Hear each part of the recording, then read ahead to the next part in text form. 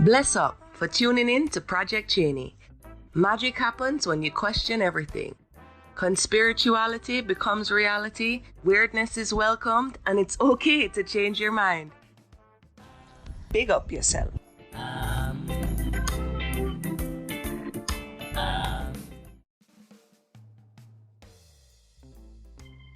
Hey, you guys. Welcome back to another episode of Project Chaney. As always, I'm Chaney. I have this piece of paper in front of me, and it looks kind of like if you guys watch Homeland with Claire Danes, and she has her whiteboard when she's really manic, and she writes down all of her thoughts and her pins, or Always Sunny has the dude, and it's like a GIF everyone shares all the time. That's what the piece of paper in front of me looks like of the stuff that I wanted to talk about at the beginning of the show. So bear with me. One of the first things, I like to create conspiracy theories, and Florida is this very flat place, and we have this unusual structure here called the Coral Castle. I might have talked about it with other guests on the show. You should totally look it up if you don't know what I'm talking about. And there was this guy, and everybody's really mesmerized kind of by the idea that he had this gravitational box on top of these like tripod type structure. And he would always tout off to people that he figured out the secrets of the pyramid. And also, it was a Valentine. It's a whole thing. So look up the Coral Castle, and there's this type of stone. It's like made out of limestone. And if you live in Florida, there's like, I think it's called coquina. It's a type of like rock that's like gathered from everywhere. It's like these huge stones, or there's this limestone that's everywhere, and it's these huge rocks all over. And it really, for the landscape, doesn't make a ton of sense for what's around us. So I was thinking of like the pyramids and all these ancient structures. And we all think of deep underground military bases, or the Hopi Indians, or Agartha, or all these underground civilizations. So I was thinking, what if the pyramids, and they, even the idea where people philosophize or try to figure out how they brought these rocks to build the great pyramids of Giza all the way from blank, and they used fucking snuffleupagus to pull them in. I don't know what the explanation is, but I just think, what if they dug them out of the ground? What if underneath Florida has to be some kind of structure, like permanent? It's all probably built on this limestone. Like there must be a ridge somewhere, and we're on like the top of a mountain. So what if the places that there's all these structures, like the same as Epstein Island, that little weird temple, that was really just an air vent for the passages below, as above, so below. So what if the places that there are these big temples, like pyramids, are really just places that they had to pull the rock out of the ground and make an excuse for why it was there?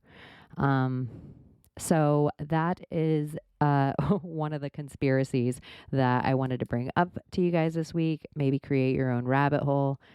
Maybe there's 1,000 people that already talk about this, and you can send me videos or links or something like that. But just an idea. What if they're pulling it out of the ground, and that's how everything got there, and it's not such a huge mystery after all? Another weird thought I had this week was about rabbit's feet. We always follow the white rabbit, and a rabbit's foot's considered lucky. Like, why is a rabbit's foot considered lucky? And it was just creeping me out with the adrenochrome symbology of it all. Like, oh, look at this little clever thing we have these people carry around rabbit's feet.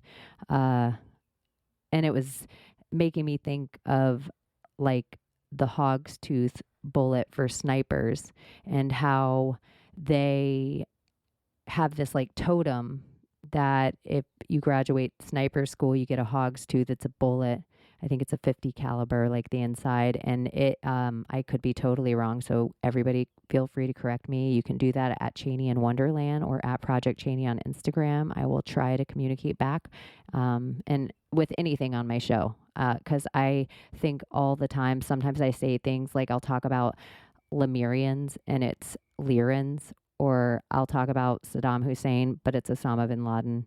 And yeah, I sometimes get my CIA actors mixed up. Anyway, where was I? Oh, the hog's tooth. So the snipers have this like hog's tooth that they wear, and it's the bullet with your name on it. And as long as you have the bullet with your name on it around your neck, you're invincible. And I believe a kind of magic that I will actually have to talk to Caleb about is like totem magic. Like, I think we can put energy into certain precious metals. Maybe a lady. I always think Nancy Pelosi right away because she has this creepy brooch she always wears that almost looks like that medical staff with the snake around it. I wonder if people could put energies in things, or ways people have like crystal alcohol sets that have certain metals around it, or certain trays made of metal. Like if you look into old rich timey stuff, could people put certain energies into things that store there? There's a person I talked to once that believed, that's why you thrift store shop over go to like Macy's, because energy's in the items at a thrift store. Whereas something like Nordstrom, it's like handled in sweatshops, and like the energy that goes into it is really like bleak. Whereas if you get something old, it was probably handmade and crafted and loved, and So I was thinking of totem ideas and how they exist, and if you have totems that you unknowingly carry around, like even the inception of it all. If you've ever seen the movie Inception, he has this top, and he believes that the top spins and keeps spinning, then he knows he's in a dream. But if it wobbles, then he knows it's real life. And so the end of the movie, spoiler alert, I always think that's so funny to do with a movie that's like 100 years old, 147 years old. At the end of the movie, it shows you the top spinning, but it never wobbles, but it never, the movie just ends on him like running out and seeing his kids. So you don't know if he's actually in the dream. I don't know. So, dream totems. Do you have any totems? I'm curious. So reach out to me. I also have an email. It's, at projectchaney@gmail.com. And, yeah, I'm just really curious of all these things for people, and if they have items that have energy. Do you carry a coin? Do you carry a stone? Even the nanotech of it all with crystals. Yeah, it's just super interesting. So that is a rabbit hole I created for myself, and some of the things that keep me up at night. I should just call it, this whole segment is things that keep me up at night. What's going on? Allison Mack, with the whole Nexium cult thing. That bitch is serving her time, and that all happened. If you don't know the Nexium cult, I definitely think look into it. It's triggering to me. I think it's a what the bleep do we know psyop to take spirit kind of away from people. And it's all the same people that created this thing. It's kind of the same way to me that like Ron L. Hubbard is attached to Scientology, or attached to like Walt Disney and Aleister Crowley and NASA. Like it's like how they all are strung together. That's how I think this like metaphysical idea of taking God away from people and making people feel like dust on dust floating through infinity, and that science idea of it all a little bit, I think they're all in cahoots. And I think it's all somewhere, probably not just CIA mind control, but whoever the evil they are. That's how I feel about things. So I think people like Allison Mack and Keith Raniere are really just the Lee Harvey Oswalds of the Nexium cult. Like they're just the fall guy, the patsy, so to speak. So that happened. I don't know if you guys have listened to the episode of that I did with Lindsay from Rogueways. And I did an episode that you'll be hearing about in the next week or two that I did with Kara Mosher from Let's Be Friends podcast. But it came up again, and I just think it's such a fucking cool idea that I can't believe I haven't thought of.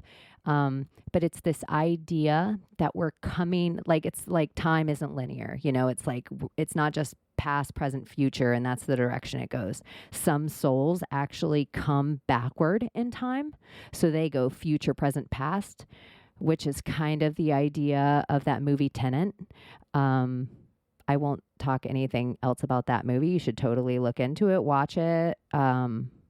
Yeah, hit me up if you've seen it or what you think about it.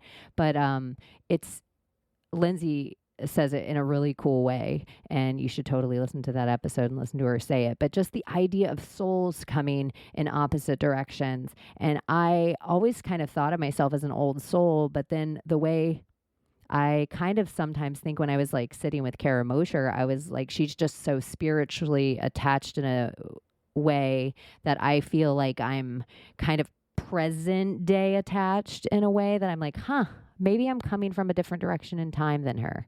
And I just thought that is a heady philosophy to think about with people in your life. So some people you've traveled with together for all these lifetimes, but other people, it might just be this time that you're hitting each other on this blip rolling backward. I don't know. Nutty. Let's see. Speaking of totems, back to that real quick. A good totem is a key. If you listen to my first episode I did with My Maria 777, key is one of her kind of things, maybe symbols the matrix shows her, or the synchronicity of spirit or source or God kind of shows her in a way, and those are totemy. Also, I think I just noticed, which I can't believe, and maybe I have before, but it was just really searing to me, the NSA key with the eagle holding the key, and the White House key, that if you're into the whole at George Trump Anon thing of it all, that they took a picture of and put on Trump's desk. I know I've made posts about it on my page on Instagram. I know a bunch of other more brilliant Anons than me have done deep digs, I think, probably connecting all this stuff. But I just thought it was really interesting that the symbolism is everywhere for everything all the time. And somewhere it's like these two deep state, like NSA versus CIA. And those are probably two words I said together. And now this episode's gone. No, I'm just kidding. You're never going to be able to find it anywhere. I can't be added right now on Instagram. I'm shadow banned again, so I'm hoping I don't lose my main account. So make sure you're following me at Project Chaney on Instagram, just in case that one does go down. I will start another one, and because I want to kind of keep political stuff off my Project Chaney page, just because I don't want to bring certain energies on my guests that don't need me ranting off or changing my mind or doing whatever it is I do. I don't want it to really speak for any of them. I want that to kind of be a clean space, different than my personal page. So I told you about the White House key. So Daddy Trumpy was at the border wall, which is really interesting because Biden or Kamala can't seem to make it down there. And he met with border security with, on the screen, it said President Trump. And it's just really interesting that Kamala makes it to El Paso and he went right to a spot where the wall ends and then there's no wall. And I thought that is a really interesting conundrum it does for people. And yeah, however you feel about immigration, legal immigration, illegal immigration, the people of Texas seem to feel like they have a border problem. And since we're 50 United States, maybe there's a border problem. Is that a big psyop? I know we shouldn't technically have borders as far as being sovereign beings go, but I also believe in magic. And if you lay out a piece of cloth for like doing tarot, that's a protected space that the cards lay on. You have your yoga mat, which is like a sacred little space. If you're a person that does yoga, if a Catholic church has a funeral, they walk in and sage the room that's made of a certain kind of wood with a certain kind of alchemy to make it a sacred space. I just think we sacred spaces all the time, and you can't do that without borders. And certain energies exist in certain countries because of borders. And I think certain alchemies exist in certain countries because of each of us being in the country. And the USA is a melting pot of all these really different ideas and energies and flows and things different than every other country in the world in this way that coexists, that is different than any liberal blue bumper sticker that says coexist. It's not always pretty, but it's real. And yeah, so I think somewhere in magic borders matter to me. Even driving from DC to Florida after the 6th, feeling each state change, the energy of each state it had to get back to Florida and feel this like sigh of like, I could have kissed the ground. I could have kissed the fucking ground when I got back to Florida, and just the different freedom I felt. Anyways, so Trumpy at the border wall, that was a long conversation to get to magic. Okay. Do I want to go there yet? Yeah, I should just talk about it and get it out of the way. The building collapse in Surfside, Florida, in Miami, that I really can't get down with the idea that anyone out there thinks Miami hurricane, scientifically, the buildings of Miami have got to be built better than any big city, maybe in the world, for storms. Maybe in comparison, maybe to Japan. I don't know. But yeah, in the 80s, was the science as good as now? No, it wasn't. But it still was never a third world country. It was Miami fucking Beach in the 80s. It was Miami Vice, you guys. It was everything. And so, yeah, could they have thrown up shiesty buildings that are ready to collapse? Yes, they could have. All this stuff, yes, they could have. Does any person in the history of a Florida building put some very important part of their structural building and attach it to a pool deck ever? No, they don't do that, you guys. Something is amiss with this whole entire thing. It's weird to me that there's like Israeli special forces on the ground. It's weird to me how Joe Biden came out and was like begging Ron DeSantis to declare it a national emergency so FEMA could come in. Buildings in Florida don't just fall into their own footprint. And there's rumors and some things I've seen, and I want to just believe it, but I don't just believe anything, that John McAfee had a room in that building, or a place, a condo. If you watch the numbers, it's like, 1 dead, 150 unaccounted for, 2 dead, 150 unaccounted for, 3 dead, 100. That the unaccounted for never really goes down. It went to like 147.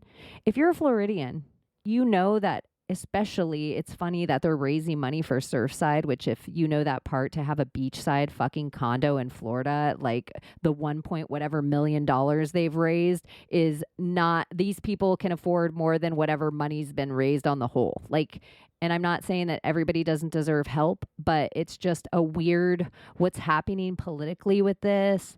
And it's fishy. It smells like fishy shit. And then there's a storm coming, like a hurricane on the way. Yeah. Number one red flag of this whole entire thing. Number one red flag. I knew there was something. I was like racking my brain in my mental Rolodex. Debbie Wasserman Schultz.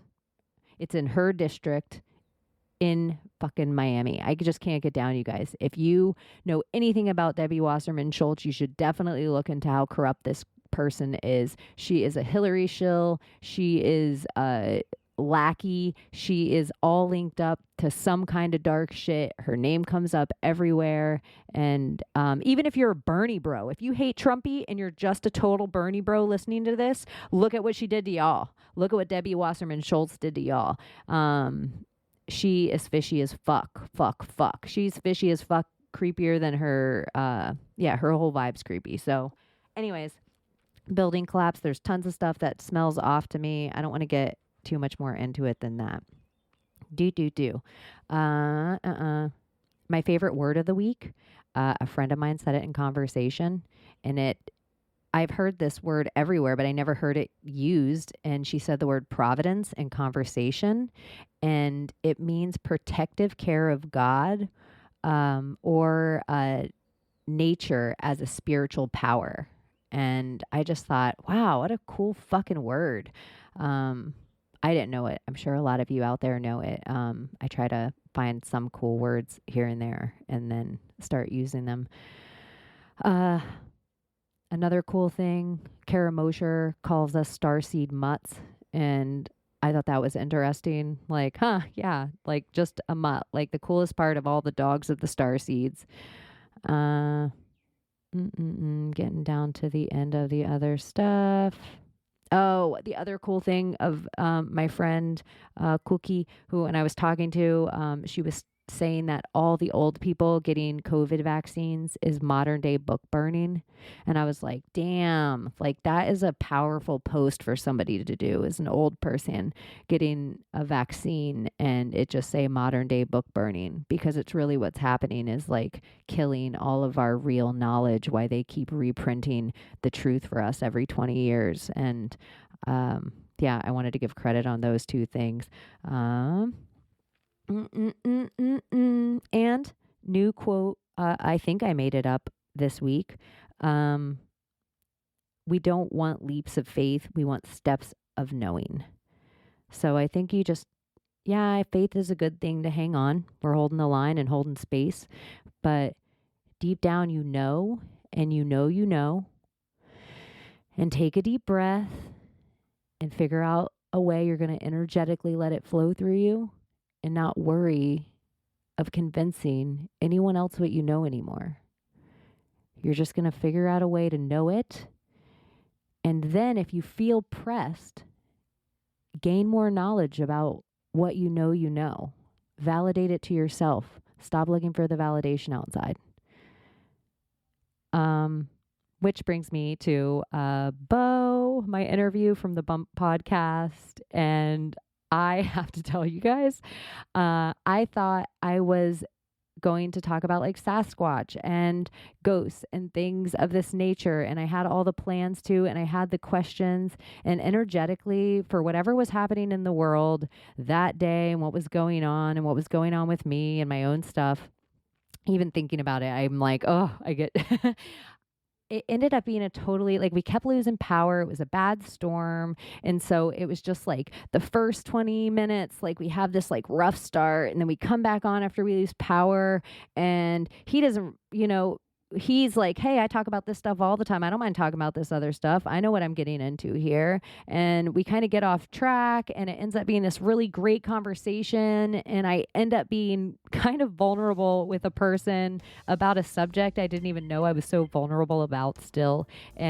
But with a person that I didn't plan on being vulnerable with. And my first instinct, even while I'm going through it, I'm like hearing my voice crack. I'm like, I want to cut this out. And I'm so sorry. Like, this is a fun interview, and Bo's amazing. And this is like, I haven't even listened to the edit yet, because this is the part that I'm like, oh my God, I can't believe I cried on the podcast. But whatever, it's a whole thing, but it's on here. And he's really amazing, and his podcast is super cool.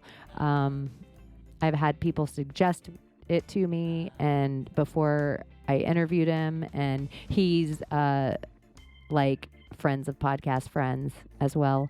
So I definitely think you should check out this interview and check out the Bump podcast.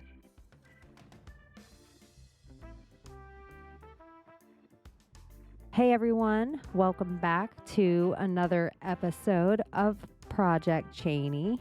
I am lucky enough today to have with me Bo Kennedy from the Bump podcast, and we were about to talk about what Bump podcast meant, and I'm like, we should just start. So welcome to the show, Bo. Thank you very much, Chaney. The Bump podcast, it stands for, the Bump is an acronym. It stands for Believers of the Unexplained, Monsters, and Paranormal. So every time I start my show, I open up with, hey, they're believers. I'm trying to make it a catchphrase, but it ain't working. But hello. That's awesome. I thought it meant bump in the night, like things that Well, went bump in the night. yeah, that's in the description too. I say, we go face to face with things that go bump in the night. It's all just wordplay. I'm a dork, so I just went for Me it. too. I'm totally a dork. I just realized. Hold on one sec. Okay. I always have to have a pen when I do this. One, because my like attention span stays on track better if sometimes I doodle, but then also you'll say things and I don't want to interrupt. And I'm like, I have to go back to this before we get off. So I'll like write. If you ever see me do that, I'm not like drawing comics over here and like It's all right. it'll come back around later. So my podcast. I don't know if this will be my first question permanently, but who or what is God to you right now, Bo? God to me uh, is the creator of everything. Um, I, if I'm going to label myself, it's as a Christian. I do believe in Jesus Christ. I believe in God. I'm deep into the Unseen Realm by Dr. Michael Heiser right now. I'm a big fan of what he's doing. I got Genesis 6 conspiracy sitting back here. My version of Christianity is probably a little different than the mainstream version of Christianity. I think it's a very supernatural faith. I think everything about God and Jesus is supernatural. In the first couple of pages of Genesis, it talks about sea monsters. I mean, so God to me is he's everything. He's the beginning and the end. So you don't feel like having a show about paranormal and monsters and uh, takes away any from being a Christian or anything in the Bible. Not in the least. I really think if people dig into it and stop with their watered down version of Christianity, that they would see the monsters and the paranormal. It's all over the book. If they want to go through the Bible and look at it. I'm not a theologian, and I haven't read every page of the book myself, but it's everywhere. How can they explain, raising from the dead if they don't believe in the supernatural, right?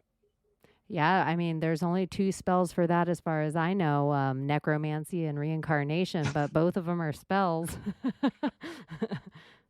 Yeah. Yeah.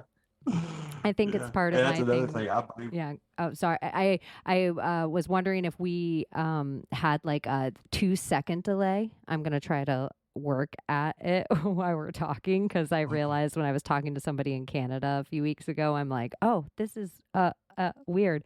But yeah, go ahead. Sorry. What were you gonna say? Oh no, I was just going to say that what makes it even more controversial, I guess, is I believe in reincarnation too.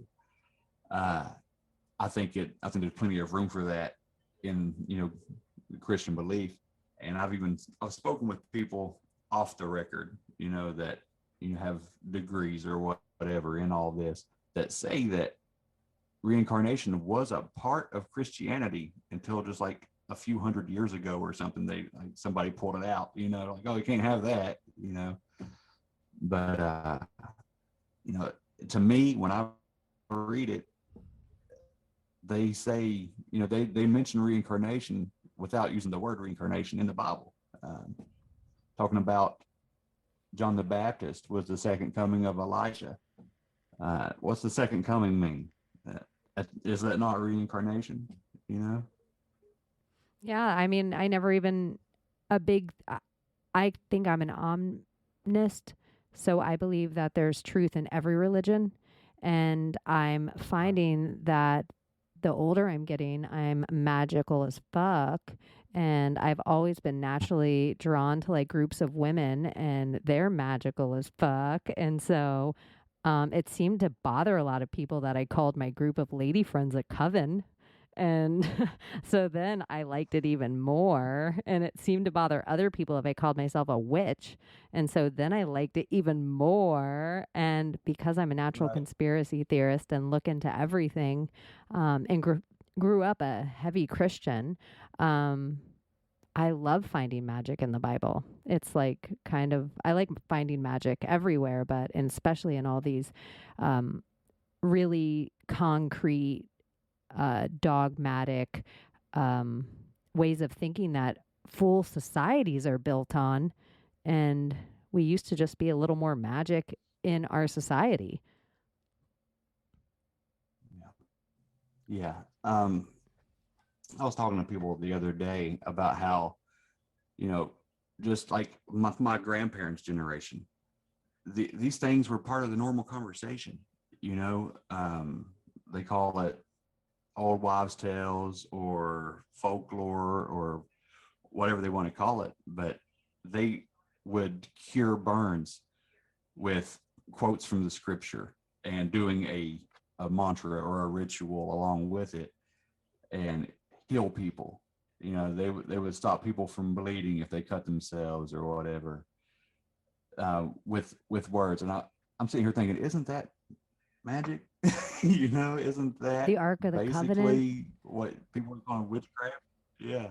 Like when I look, So they're like, this took this kind of wood and this, and you have to put the two cherubs on it, leaning toward each other with their wings faced this way, and this hole's placed this far down, and the whole entire thing has to be coated in gold. And it's like, what kind of alchemy are you doing there?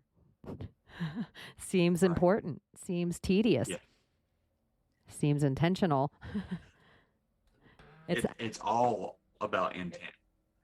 It's all about intent and where you put your energy.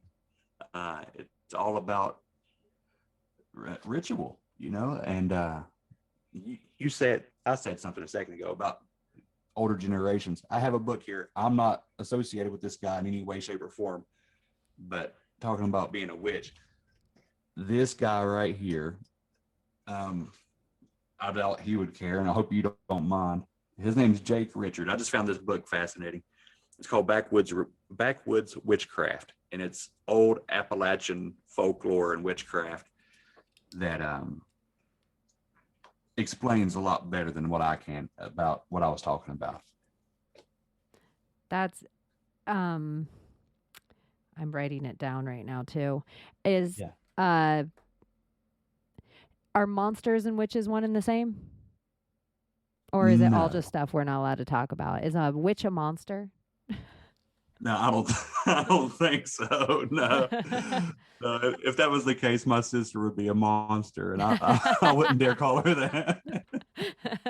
What about so cryptids? Is that like a scientific name for monsters? uh, in a way, you know, cryptids are supposed to be undiscovered animals, right? Something that's biologically real, just undiscovered by guys in white lab coats. So Like the Montauk cryptids, monster. you know, a lot of, yes, Montauk monster, Sasquatch, um, Mothman. That would probably go more into actual monster or something paranormal. But chupacabra, that would be a good monster slash cryptid. You know, something that might exist, but you know, they haven't confirmed it yet. Do you have a favorite monster? Oh, it's Bigfoot. That's easy for me. It's definitely Bigfoot. I'm all about that guy. You know, when I was young, I just thought it was, you know, a big giant monkey up in Washington State or something like that, or the Yeti out in the Himalayas. But as I've gotten older, you know, I started thinking, you know, about the possibility of it having a population around America, and then started doing my show about a year ago. Now I don't know what it is. I have no earthly idea, but I think it's very real. Um, there's You, just been so much talk. have you gone through the like missing 411 idea or alien idea or dimensional idea? Where are you at? You Yeah, don't know, or you're open to all of them? I'm very open. Just in general, I'm really open. But right now, I'm thinking maybe there's something interdimensional about it. There's that aspect. There's just some things that can't be explained, like clear evidence of, say, tracks going through a field, and then they just stop right in the middle of the field. No way to turn around. You're not walking backward through your tracks. They just disappear. Like maybe they step into another dimension. And then I'm getting all these reports of people seeing these lights, bigger than an orb, maybe the size of a grapefruit to a beach ball, that float around the same area as they see Bigfoot, or a day before they see Bigfoot, or a day after they see Bigfoot. They're seeing these lights in the forests. There's loud popping noises that are associated with seeing a Bigfoot, a crazy smell that's associated with seeing Bigfoot. And, they say, this, whoever they are, I've heard in these stories that that's signs of interdimensional travel. There'll be a sulfuric smell, or there'll be a pop, an audible sound. So it's starting to lean that way for me. I don't know. I could just be crazy, but it sounds like it is. Have you ever seen anything in the woods? You said you lived in West Virginia. It seems Yeah. Yeah. Yeah. like I'm in the right place for it. I've had some I've had some experiences in the woods, but I haven't had a visual sighting of any kind of cryptid or Sasquatch or anything.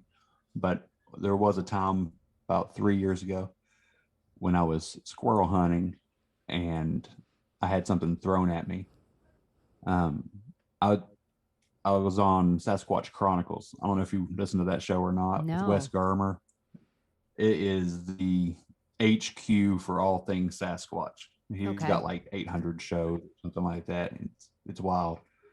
But I was on there, and I talked about my experience there. But yeah, I'm sitting there hunting, and I hear what sounds like a lady behind me, kind of like talking or kind of chuckling, laughing. And I'm in a wildlife management area during hunting season in the rain. So I know there's not like a stray jogger or something like that around me. But I, you know, the hunt goes on, the rain tapers off, a squirrel comes out, I shoot it, I go pick it up, and while I'm sitting down, I hear a thump or a thud, and as I turn around to look, there's a tree branch coming down the hill, kind of helicoptering past me. Um, I don't really have a way to explain that, because if it would have just fallen off the tree, it wouldn't be spinning Yeah, they horizontally. wouldn't have the pressure behind it to get a full. I spit Yeah, my finger, but I did the noise of. That's what I could. yeah, that's what it was like, And when you throw something and you exert force, you make that oomph sound, I heard that with a thump, and that's what got me to turn around and look. No clue. I never saw anything. I stuck around for about 20 minutes just to see, hoping that I would see something, but I never did. I would. I mean, I've been in the woods in Florida. There's the swamp ape, Oh um, yeah. that they talk about it, and then there's deer hunters that will cut the ass off a deer and then like put eyeballs in it and call it a swamp ape at local taxidermy shops, which is kind of funny when you see people take picture with a deer ass. Uh, but uh, and I guess in the Keys there's like some lore of but I guess that would be more of like an old sailor that died, like one of those I know what you did last summer tales of like, you know, is that closer to the Mothman, if there's like this lore of this murderer that comes back, like a sailor with a hook every summer and does like a killing, what category is that? If it's not really a like Friday the 13th or Freddy Krueger, where does that lie in monsters? Well, I don't know. I guess that would be like, Old wives' tales or something? yeah, old wives' tales. That occasional harbinger of doom. Like a lot of people think that Mothman was, when he showed up on the scene, it was to warn people of calamity or whatever. But if you've read the Mothman prophecies, Mothman plays like a minor role in that book. Mothman makes up, the first few chapters, and then it's over. Everything is about UFOs, um, men in black showing up, uh, just real crazy incidents. A lady saw a man floating over top of a grade school, dressed in this big shiny suit with long golden hair. And Mothman was just a footnote, but it's catchy, and it brought attention. So that's what really took off. But it was mainly in the Point Pleasant area for a few years there. It was just high UFO activity. And West Virginia is always full of UFO activity. I don't know if it's where we're sparsely populated, so there's not a lot of light pollution. So we get to see the stars, we get to see what's up there a lot better. But UFOs are pretty common around here. Is I know when I said Freddy Krueger and Jason, I didn't mean like them specifically. I just didn't know if there was some kind of lores that exist like that in the realm of cryptid, kind of Mothman theory where they're like, I didn't explain it clear at all. It was like my head blew up like thinking of all these. um, is there like in Italy that they're like every fourth summer, Squid Man walks out of the ocean and kills children. Like, is there, that Freddy Krueger type lore? Is there this kind of stuff all over the world with monsters? Does everywhere have its own monster? Yeah. Yeah. Everywhere has their own monsters. Pretty much every state in America has their own monsters. And, the threat that Momo down in Missouri is going to come back. Somehow these same creature is spotted for 50 and 60 years at a time, like they're immortal, But yeah, that's definitely straight up monster category. That's out of cryptid. That's straight up monsters. And if once you get into dimensional and aliens, the sky's the limit. I mean, we're open to anything at that point. I feel like I have bad internet. I want to reset my stream because I think it's entirely me. I think I just got a warning at the bottom, and so. Oh, I did too, though. Oh, you got one too? Yeah. Can you imagine if we're on together when the EMS comes through? I mean, I don't know if you're one of the people that believe in an EMS, but okay, me too. But I was just like, oh my gosh, it's totally me. But now that I said it, I feel like you seem really clear, and I don't want to have to break stream. So okay, never mind. We'll just keep going. But it's doing the production end of it too. I totally get lost in conversation sometimes, and then like 45 minutes will go by and I'll have a wave of panic that did I even record this? So I'm like, okay, you got this at one at the same time I did. All right, I'm just gonna go on with it then. Is in the Bible you said that Bigfoot was your favorite kind of monster, cryptid, or you called him a monster, right? What do we call him? What do we call Bigfoot? I don't know. You can call him a monster. You can call him a cryptid. Hell, he might be an alien. I don't know. Oh, I'm going to stop my internet because I am totally. Yeah, monster works. So sorry. It's okay. You're fine. Hold on one sec. If I lose you for a sec, I will be back in this room, just FYI. And if for whatever reason, if I have to give you a new stream, I will, but I'm going to reset it from right at my base. So it might be a second, but I don't even want to mess around. Okay. So sorry. I'll be right back. All right.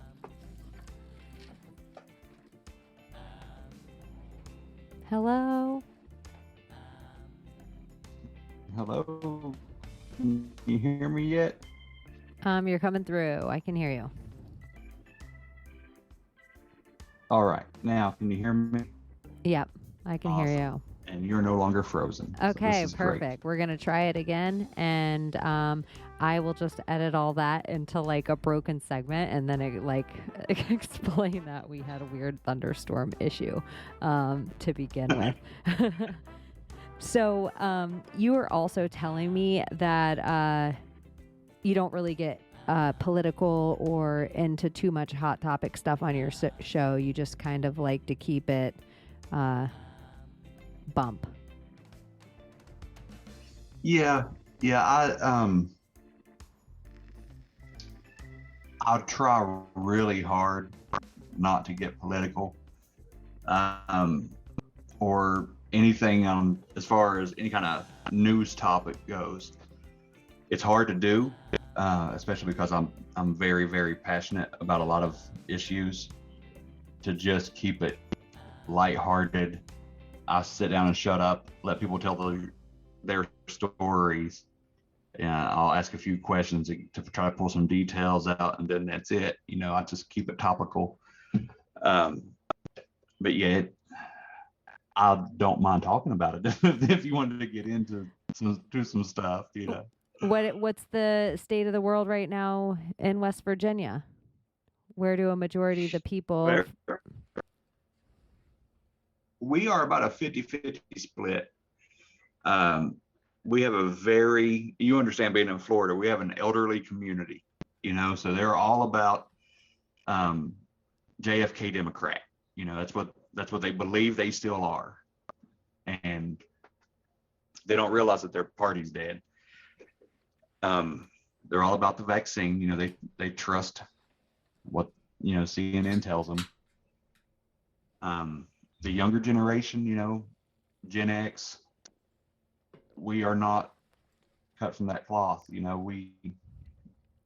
a little bit more awake, a little bit more aware. My wife probably wouldn't care if I told you she's a nurse. She refuses to get the vaccine. I refuse to get the vaccine. I've turned it down about 6 times. I'm a teacher, so it's kind of sketchy for us. Are they going to try to make it mandatory? Do I need to look for a new job? But as far as all that goes, they lifted the mask mandate here for the whole state. If you've been vaccinated. So everybody just took off their mask. Nobody wanted to wear it. I had to wear it during work hours because I'm in a classroom full of students. And if I wanted to pay the bills, I had to play the game, So I did it. I wore the mask. Not all day. There's no way I could do that. I would use every loophole I could. Like if you're having a snack, you're allowed to take your mask off. So I would keep a snack on my desk pretty much all day long, and I'll wear my mask, a couple hours a day if the principals are roaming the hallways or whatever, It's very mixed bag here. What did you, as a teacher, did you find that? How did kids deal with a mask? The kids, about 90% of the kids hated it, but you have this small percentage that enjoy it. They think it looks cool. They don't have to worry about having braces, and they like the aspect of not being able to see their face. They can probably cuss you out under the mask and you not know it. They didn't grasp the whole big picture. I wonder if the same amount of adults are the same way as like the 10%. Like most hate it, 90% hate it, and there's 10% that enjoy like hiding behind it and cussing you out and um, hiding whatever their intentions are a little bit because of it. Yep. Yeah. It's that, I don't know. To me, there's no reason to wear a mask, right? It even says on the packages of those disposable masks that it does literally nothing to stop any kind of virus. Uh, it's all, I feel like it's all just one big mass ritual. I do Now, what too. kind of ritual? I don't know what kind of ritual it would be. I'm not well versed in that, but I think it's some kind of dark arts that we're all being put in line with. I am of the belief that it's Set or Seth. The aardvark is kind of the representation in ancient Egyptian religion. A way you would conjure Set is you would chant or use the mantra, no justice, no peace. You might kneel for Set. You would wear a mask for Set. You might stand 666 feet apart from people in a ritual for Set. You might also evoke the color black, um, in which is darkness. It's not the color of an actual person's skin that we're led to believe, like African or African American or Jamaican or whatever. It's just a conjuring of like a dark energy. And yeah, I've looked into all sorts of things. I definitely think it's one of their rituals that they're forcing us to do, and it takes away. It's a big thing that governments have used throughout time. Once they cover our face, we're less likely to speak. We become muffled. The vibration of that comes out of us is so important for every animal to hear, including other humans. And when you muffle that, it takes away a huge part of that vibration. Taking away our smile, like if a dog shows its teeth to another dog, there's energy that comes from that. It's the opposite for a human showing their teeth to another human most of the time. So I'm with you on the ritual thing. There's really no reason to wear a mask, even if top 10 level Wuhan lab bioweapon of the century is coming out. Your mask still makes little to no sense. Right. Right. Yeah. Emotionally, being a teacher, um are you back in the classroom, or was it a Zoom year where you did everything on black mirrors? It was chaotic. Um, Up until January, we were virtual, um, trying to do it from home or whatever. And then we would come back to the school. Students had the option of staying virtual or coming in person. So we lost about 75% of our student population. They stayed virtual. The other 25% would come in. Um, Anytime somebody tested positive for COVID or there was, an exposure, the school would go back to virtual. So until probably April, I would see my students, you know, maybe half of the time. There are other times, they were sent home on virtual, and we were required to still come to the school and do virtual lessons to an empty classroom, over Zoom. And being in a poor community, the students just didn't have internet. About half of our student body lives with their grandparents, due to opioids and other issues that we have going on in this state. So if grandma and grandpa don't have internet or don't know how to use it, the student's not going to get on the computer. So there's no communication at all. Then once things kind of calmed down and everybody started coming, they kept changing the rules, because West Virginia really wants to get back to work. So they would change the rules. They would change this color coded map or whatever, so we could come back more often. But where I refused to get the vaccine anytime I was exposed, I had to go in quarantine for 10 days. So I missed almost the entire month of May because my wife tested positive for COVID. Um, I was put in quarantine from my work. And then about halfway through that, my nephew who lives with me, he tested positive for COVID. So that reset my 10-day quarantine. So I went about 20 days not being allowed to go back to work um, because I was around somebody who tested positive for COVID. And by the way, they're 100% fine. They felt like they had a head cold for about 3 or 4 days, and they were back to work before I was. How many times did you guys have to get tested if your wife was a nurse and you were a teacher? Were you guys getting tested by the daily, the weekly? Uh, about once a week. I've been tested. I only got tested when I had to return to work, or every time they tested positive, I had to retest too. I never came up positive. I'll explain that in a minute too. But I've tested 5 times now, negative every time. Did you notice any symptoms from the test? Like as far back as they're sticking? I have a nose phobia, so I don't like anything in my nose. I haven't been tested once the whole time. I'll never be tested. And just the idea of something going in my nose that far, it gives me some kind of dry heave. Just the thought of it's making my, like, I feel like, like I have to, and every like the UFC specifically, I'm an MMA fan. I would watch how they would have all the fighters sit down and get tested, and how we were watching all the celebrities get tested, and they were really normalizing this, which is another Egyptian ritual that they actually used to do. And they would stick a long stick in people's noses and break the blood-brain barrier, and then you would be all open to any heavy metals or bacteria or any other whatever they had going on with their rituals.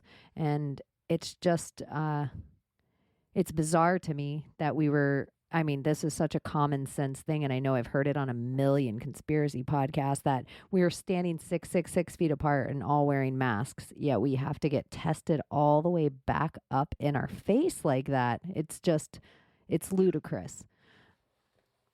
Yeah, and yeah, I got my sinuses got real dry. There was pain in my nasal cavity for days after getting tested.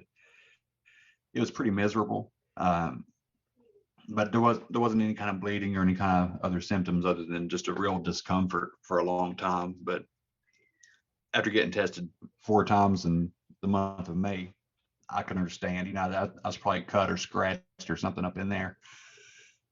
But I never tested positive. I have a couple theories as to why I wasn't testing positive. One, I'm sure you've heard of it. They said that there's a blood type. Like I'm O positive blood, and even the nurses at the clinic I went to said that I was probably not going to test positive because of my blood type. But when all this stuff happened, I'm a big Alex Jones guy. I love Alex Jones, and right off the bat, I think it was April of 2020. He was on Tinfoil Hat, and I heard him talking about zinc and vitamin D and stuff like that. So I went out and I bought all those vitamins, all those supplements then, and started taking them. Because when it first happened, I was like the rest of the world. I was like, oh shit, what is this? So I started taking all these vitamins, and I really think that my immune system is just through the roof. When my wife was in the highest peak of being symptomatic, we were still sleeping in the same bed, kissing her goodnight, and I never got it. It's just kind of weird, if it's so deadly and so contagious, why didn't I get it? And I just think that the whole thing is a ruse.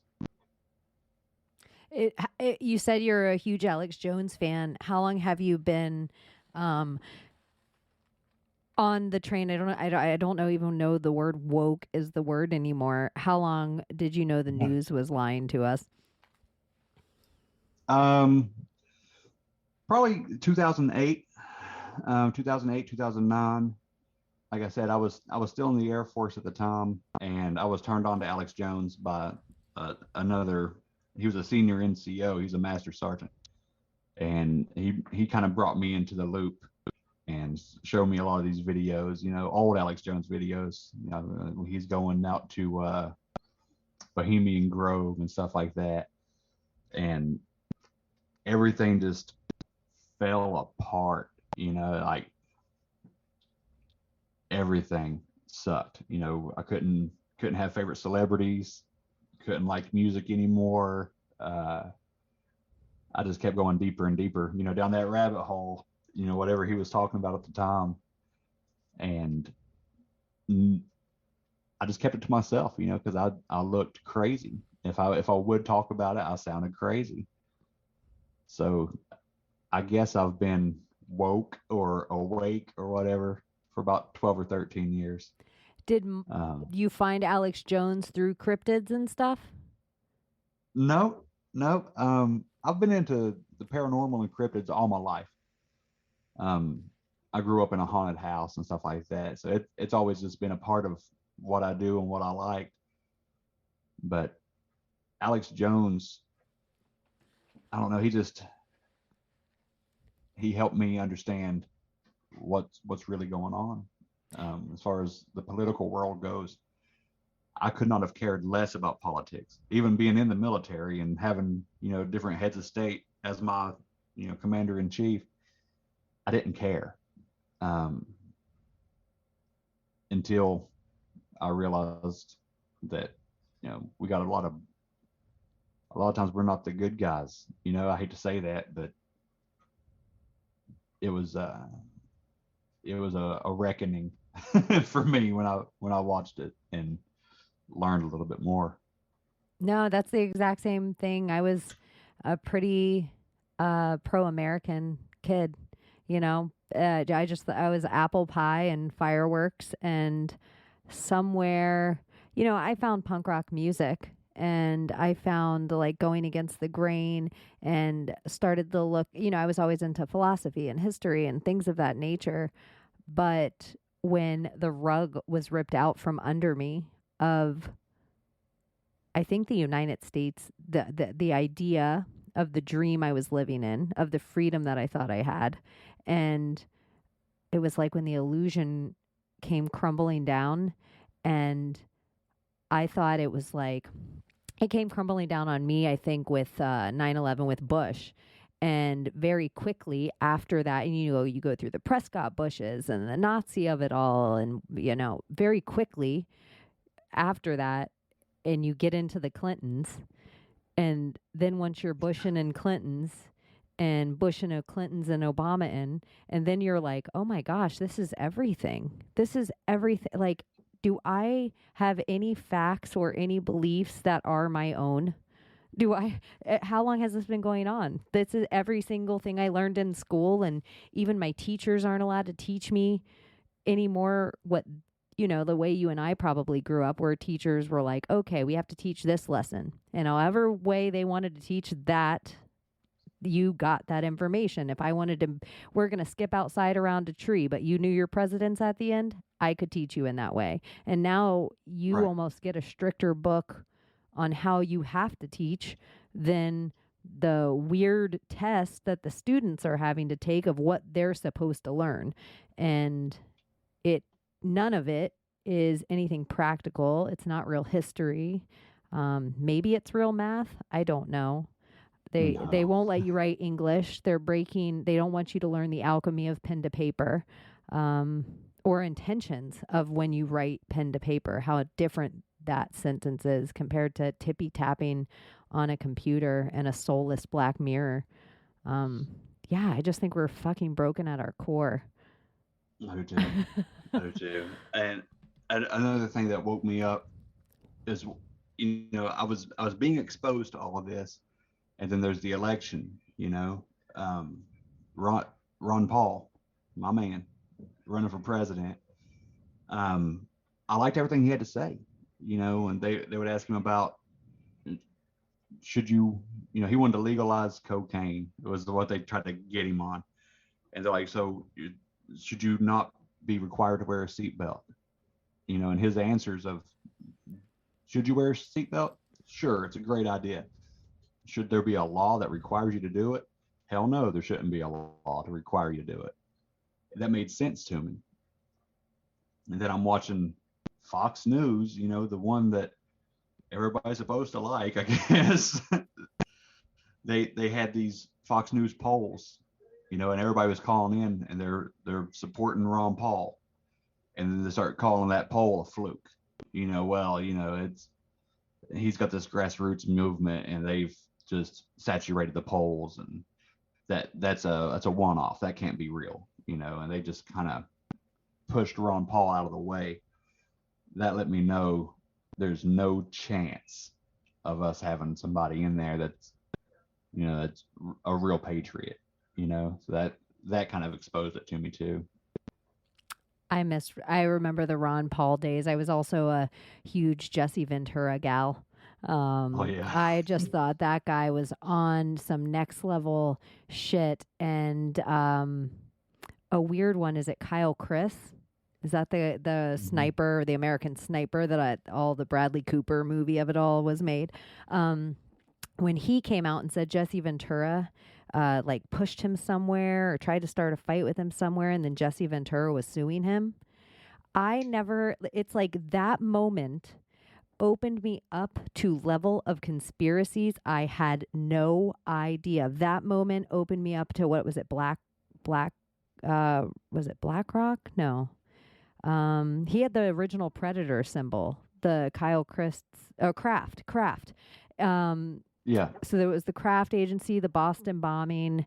Yes. Yes. And then they totally murdered that guy to close off all of those loose ends. And they tried to take down Jesse Ventura in the process of doing all that too. But he sued him for it and ended up running away to the Baja. But that was definitely one of the people that I took seriously because of Alex Jones. Yeah. Yeah, me too. And all of SEAL Team 6, don't forget, they all died, right, in a training operation, except for one guy, the one who actually says he shot Osama bin Laden, and he is now a Fox News personality. And if you go through SEAL Team 6 operations, you're like, seriously? This is the amount of operations you want us to believe that the whole every single person in this, and that it's just all loose ends all tied up because these guys are dead now. Yep. The best SEALs, these guys are all dead now. I know. Yeah, it's pretty wild, huh? I know it's ludicrous. I remember when Alex Jones first got pulled off YouTube, and it was like, whoop, first they come for Alex Jones. It was just the immediate first they come for Alex Jones. And it was so quick how they used Alex Jones. And there was a couple things Alex Jones did that were really sketchy to me. He never, he was a Sandy Hook guy. We all knew it. And he kind of had to bow out of the Sandy Hook thing. They probably set him up with that and made somebody violent happen and they tried to take his kids and do all this other weird shit. He never was a Pizzagate dude. Alex never got down into Pizzagate. And he also never got into QAnon. So it's like these two huge things he steered away from, but he really politically at that time when those two things were out, his number one goal was getting Trump voted in. That was his whole, so he was not even trying to mess around with any of these other fringe things. He was trying to clean up his own act. I go back and forth on Alex Jones on whether or not he's a gray hat, because he's also allowed to go on Joe Rogan, but Joe Rogan will only let him speak after he's had a half a bottle of alcohol. It's like a Yeah, I weird noticed that. way they try to contour. It's like they're taking, I call it the Game of Thrones. They're taking something really good and they're rewriting the ending. And that's what I feel like Joe Rogan Yeah. does to Alex Jones every single time he goes on. Like, let's get him wasted and then get him off the rails. Yeah. Yeah. Get him wasted so you can just pass him off as the crazy drunk guy. You know. When he, did you get down with all of Eddie Bravo? You know, I've heard Eddie Bravo a couple times, when Sam Tripoli talks about him or talks to him or whatever, but I don't know much about Eddie Bravo. I'm not into MMA. I don't know any of those people really, but from what I've heard more recently, like with what Sam does, on his show and the Unwanted and stuff like that, I think we'll have to dig into Eddie Bravo. I don't know much about him really. I think he was like the biggest dude to probably, besides Eric Dubé, to really go hard in the paint with Flat Earth. He was kind of Yeah. schlick because he took his podcast off air, not because people didn't want to watch it, but he just felt he didn't have anything more to say. And if he did have something to say, he would release a show. But instead, he just started going on Tinfoil Hat with Sam. But he Yeah. has brought up everything about Pizzagate, everything about Hillary, everything about the Podesta emails, and he's brought it all up on Joe Rogan. And he's brought it up with like Brian Callen there screaming in his face, calling him like ridiculous, and that's already been debunked. Snopes already debunked that. And Joe's like, what are you even talking about, Eddie? You can't just go around and say this. Eddie's even said on Joe about Chris Cornell and Oh, okay. Lincoln Park. He's even brought up shit like that Joe is like, you are not allowed to say that. That guy just died. And Eddie's like, I'm just saying they were looking up, human trafficking and child abuse stuff. And look where we're at. Another person dead. Also, Anthony Bourdain was a Joe Rogan fan or friend. It's weird how all those Yeah. guys are attached. It is, ain't it? And you mentioned Chris Cornell. That was the sun rose and set on Chris Cornell for me. I was a huge Chris Cornell fan. I got to go see him play an acoustic set out in Cleveland, Ohio. It was wonderful. And when he passed away, I honestly quit listening to music. Period. There's no way in this world to me that he committed suicide. And then for his kid's godfather Chester to commit suicide on, what was it, Chris Cornell's birthday, the following year or whatever. Yeah, I really think that they just got too close.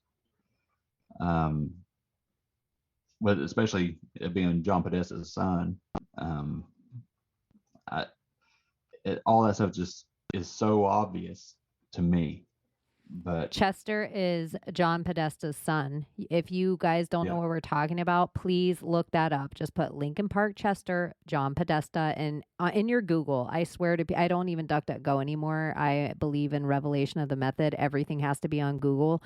So even though they're letting you think everything's hidden, you just have to have different eyes to see what's on the front page. So if they're telling you like this isn't true, this isn't true, this isn't true, it's probably true. And there'll be tons of pictures. Just put in Chester, Lincoln Park, John Podesta, and Google image search it, and you will be stunned at how much they look alike. Yeah, it's like a carbon copy of each other. That was a big one for me. That solidified any kind of idea about the whole child trafficking ring, and that was a dark time. That's a hard one to handle. To know how real that Pizzagate stuff is, and that it's our government that does it. That's tough. That's a tough subject. It's maybe the hardest pill to swallow. And then when you start looking at the silence of Hollywood, the complicitness nature of Hollywood, the amount of proof we can give you through Hollywood, and that all of Washington's playing along. We have Wayfair playing along. We have Alibaba playing along. We have all of these websites and Amazons and things playing along. But if I tried to put this live on YouTube right now, and at the beginning of it, I said QAnon anti-vax, we'd get pulled. But if we were some creepy adults doing something creepy with kids, you'd be 2 clicks away from seeing stuff that is entirely inappropriate. And YouTube doesn't stop that.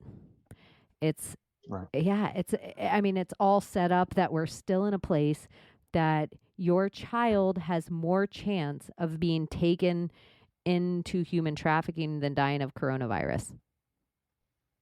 Yeah, that's scary shit, ain't it? It's so scary. And, we keep talking about the border, and they talk about all the cages at the border.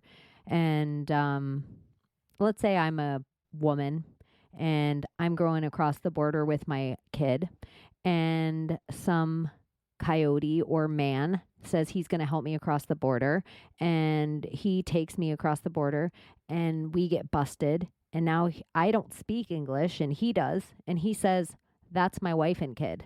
So we should stay in a cell with this dude. We should all have to sit in a cell with him. And then what they're noticing is what was happening is they would take me and send me back, take my kid and leave it somewhere. And then they were noticing the same kid come across the border 6 and 7 times with different men. And this is what the news will tell us about, just the stuff that they'll tell us about. But I would even argue still the reason those border walls are put there is to keep your kids here, not to keep other people out of here. It's just too horrific to think about. It is. Yeah. It is. I know, where do you go hard. for pizza? I know, it's like, yeah. Well, I'll tell you where I'll go. I heard you on Truthzilla, and I know this is going to air a little later than, it's not live or anything like that, but on June 16th, I heard you on Truthzilla. I don't know, it was that most recent episode. And you guys touched on the Great Reset a little bit. I'd like to know more about the Great Reset.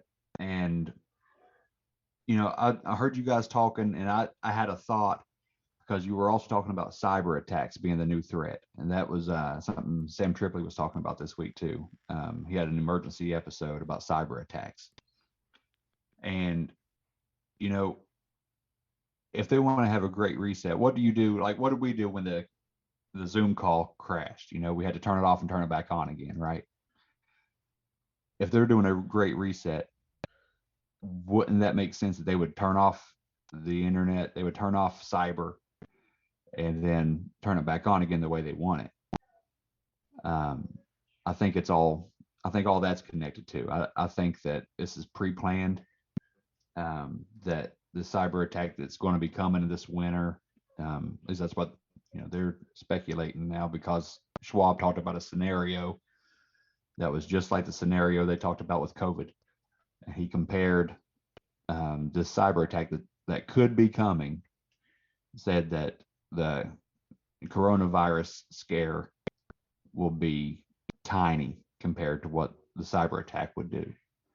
So I think that's what's coming next. I believe that. I believe that for the last 12, 15 years, I've been waiting for there to be some kind of cyber attack, some kind of attack on our power grid. And I think now that they got us this broken down, and they've wrecked our economy this much, and we have this alien overlord Project Blue Beam disclosure coming in the next couple of weeks, I think it's all going to culminate into some kind of big cyber attack, faux cyber attack.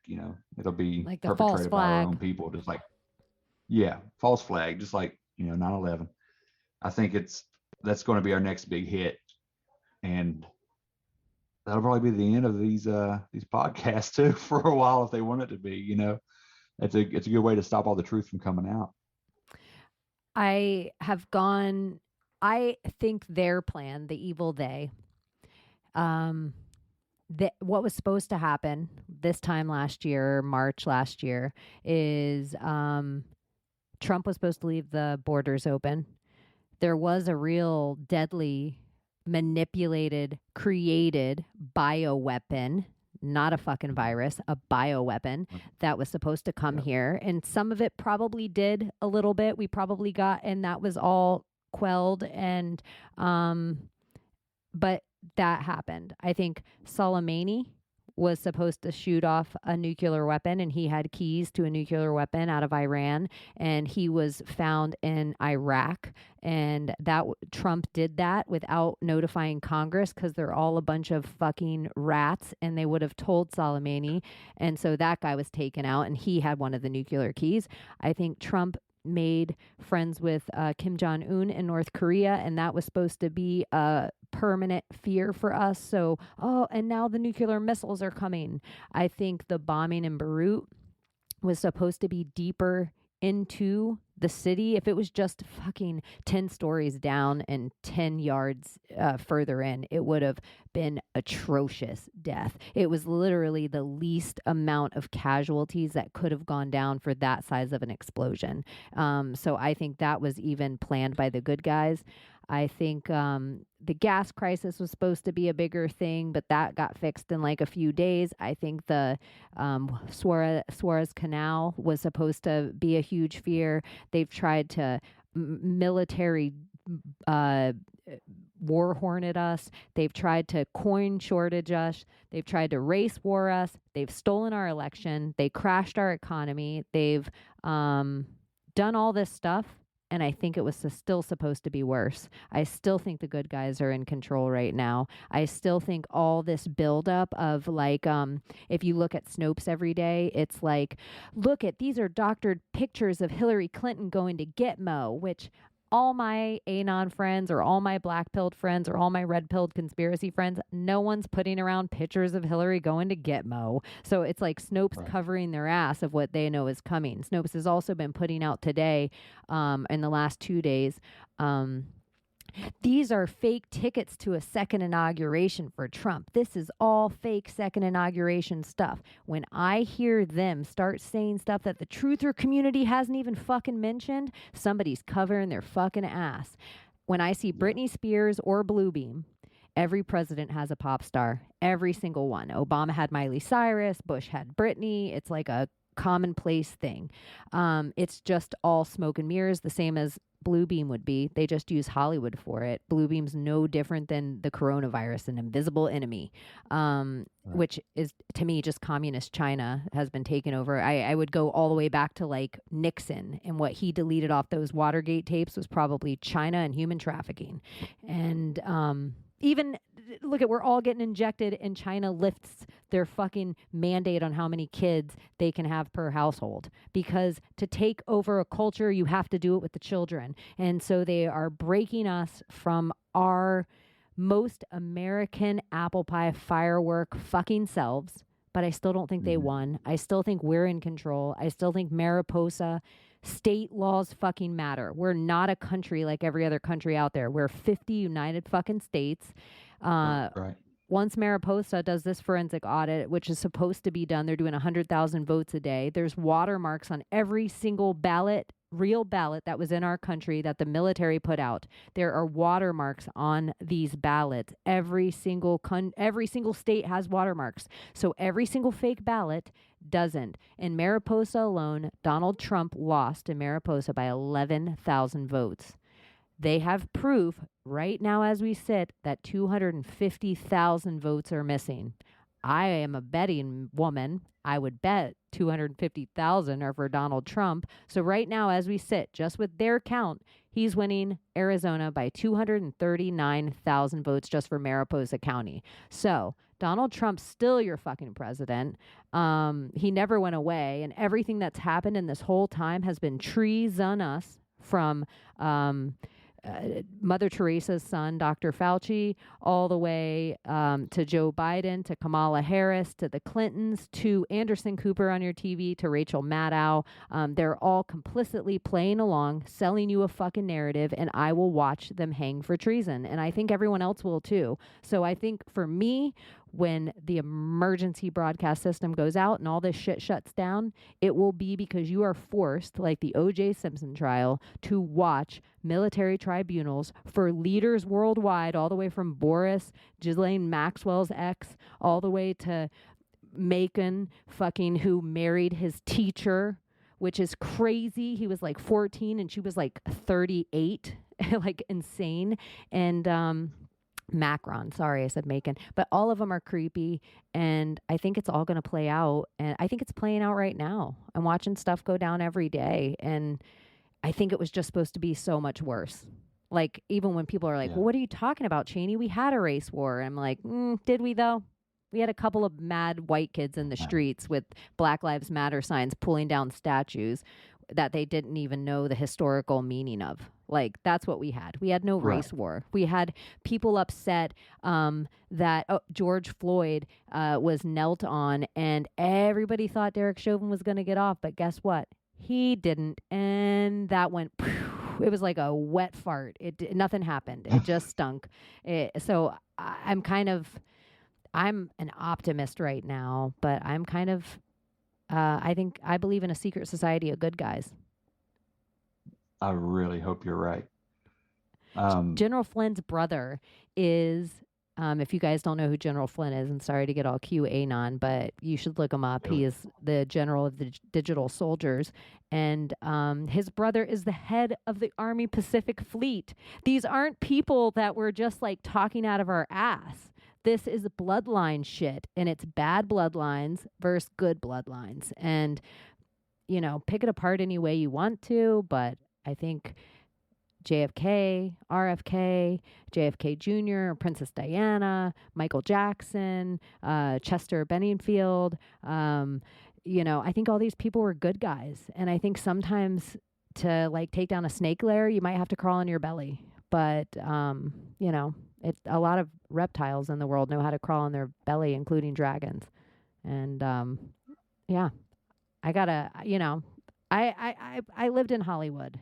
If I could have fallen prey to being an adrenochrome drinking slut, but I could have been found by really good guys, and they could have been like, hey, bitch, do you think you're game enough to handle the biggest role of a lifetime? And I would have been like, fuck, yeah, let's take down the cabal. And that's where I'm at now. You know, I mean, that's what we're doing. Like, fuck it.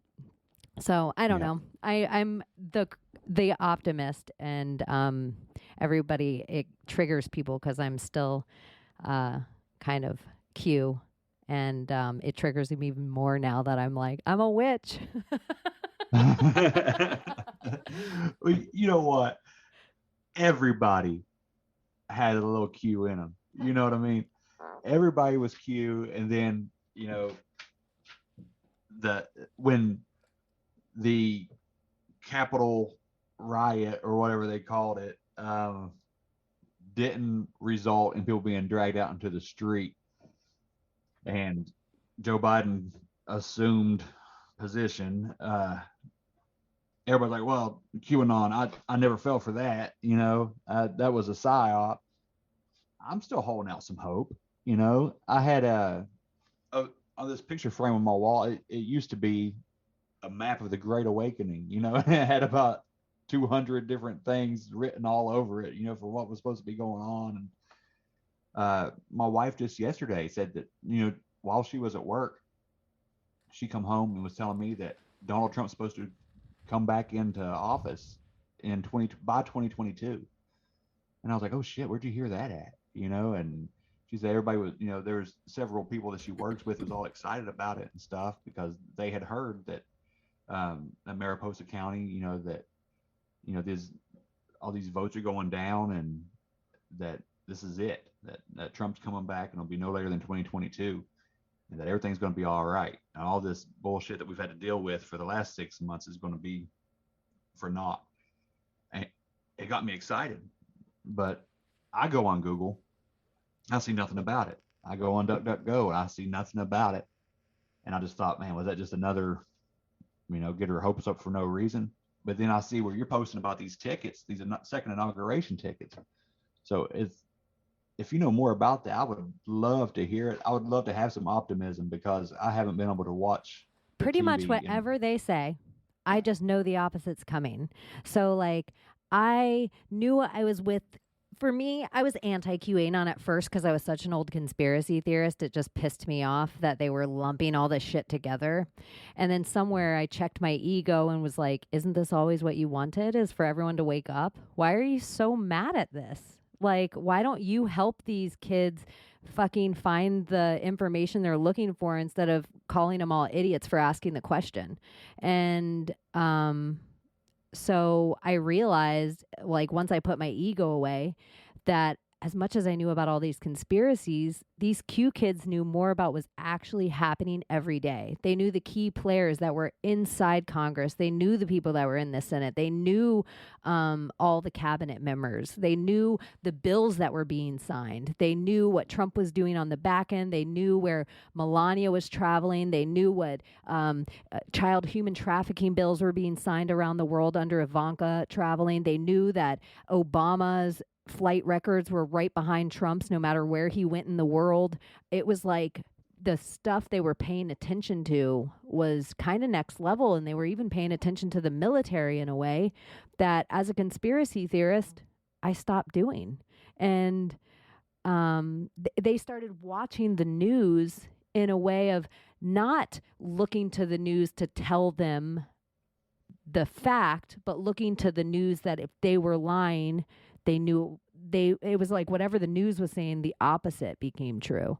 And so for me, I was watching Saturday Night Live one night, and I was already an Anon by the time, but they did a mocking sketch of, I'm an Anon witch, I blah, blah, blah. And it was like on the Weekend Update. And I was already feeling magic as fuck. And if you look through really Q posts, there's tons about spiritual war and magic and meme magic and intentional and planning and all this stuff that's really biblical in a magic way.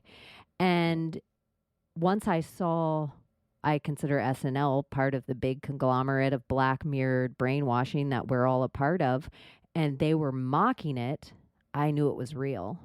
And so the mocking and the constant mirage that they have to feed me is how I now see my truth. So if I put in Trump's inauguration in my Google search bar and I press news, if every single article says QAnon, fake, false, hoax, blah, blah, blah, blah, I'm like, whoa, there's legs to this. They're panicking. They're panicking. They put out, how many documentaries they put on CNN, MSNBC, HBO to try to just flatline the movement? Why are they still talking about it now? Why are they still talking about Donald Trump now? It's like, why are they doing sit-down interviews with Obama and Anderson laughing about the QAnon movement?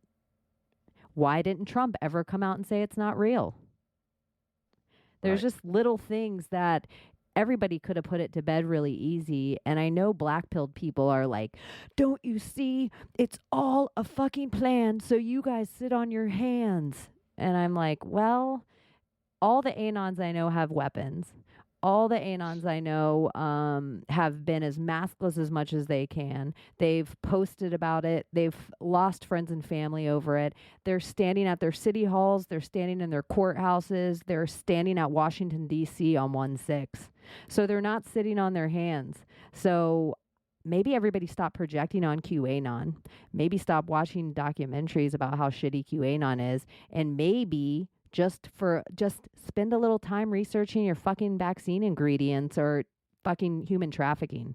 It's like crazy to me that QAnon or Q or Anons have all been demonized, yet they stand really, and as far as the conspiracy world's concerned, they have the most amount of information. They're not sitting on their hands, and they're still fighting the good fight.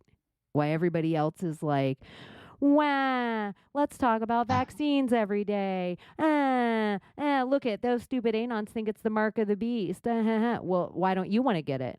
Why don't you want to get the vaccine? There's maybe some truth to this mark of the beast that you're so don't you want to mock it, but what is it? What's the beast?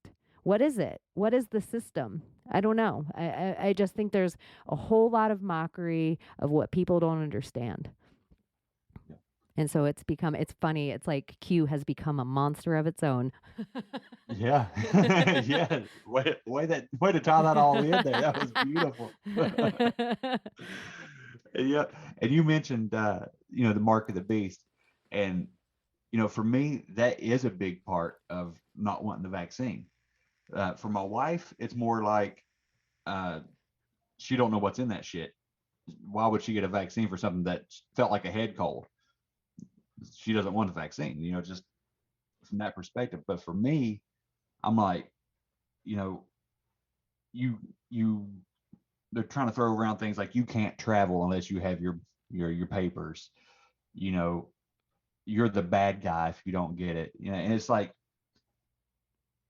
if this isn't the mark of the beast, then it's a hell of a trial run for who would take it, when that day does come. And with everything being as satanic as it is with this government, what makes you think that they wouldn't do something like that?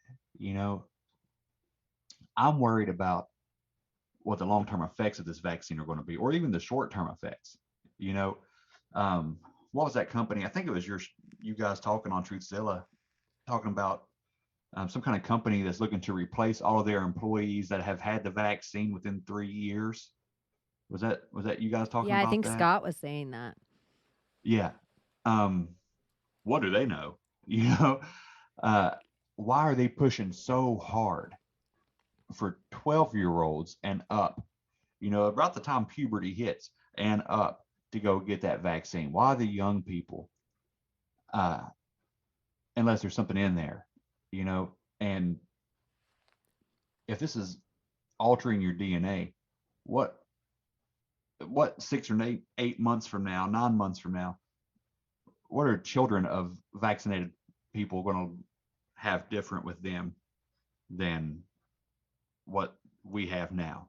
Is there going to be some kind of mutation? Is there going to be some kind of, are there going to be 100% human anymore? If there's something that's altering your DNA, it's scary to me. Are you like genetically modified owned crop now? Yeah, exactly. You're GMO. You're a genetically modified organism. There's that whole theory of what aliens could be, that they are us from the future coming back, right, to make sure something goes on or whatever. If aliens, and I'm sounding really nuts, but if aliens look the way they do, this weak body, strong mind, which is how people are supposed to eventually get one of these days, right? Is this the day that it happens? Is this vaccine? Is this what jumpstarts that? Is there some kind of something that we don't know about in these vaccines that sets the path of us to become these grays that everybody sees? If that is truly our descendants, that have, been in time and space to come back here. I do a lot of thinking. I don't get a lot of chance to talk about it, so my words aren't perfect. But there's something about this vaccine that just don't sit right, and I don't know what it is. And so I sit here and I scramble about what could it be, but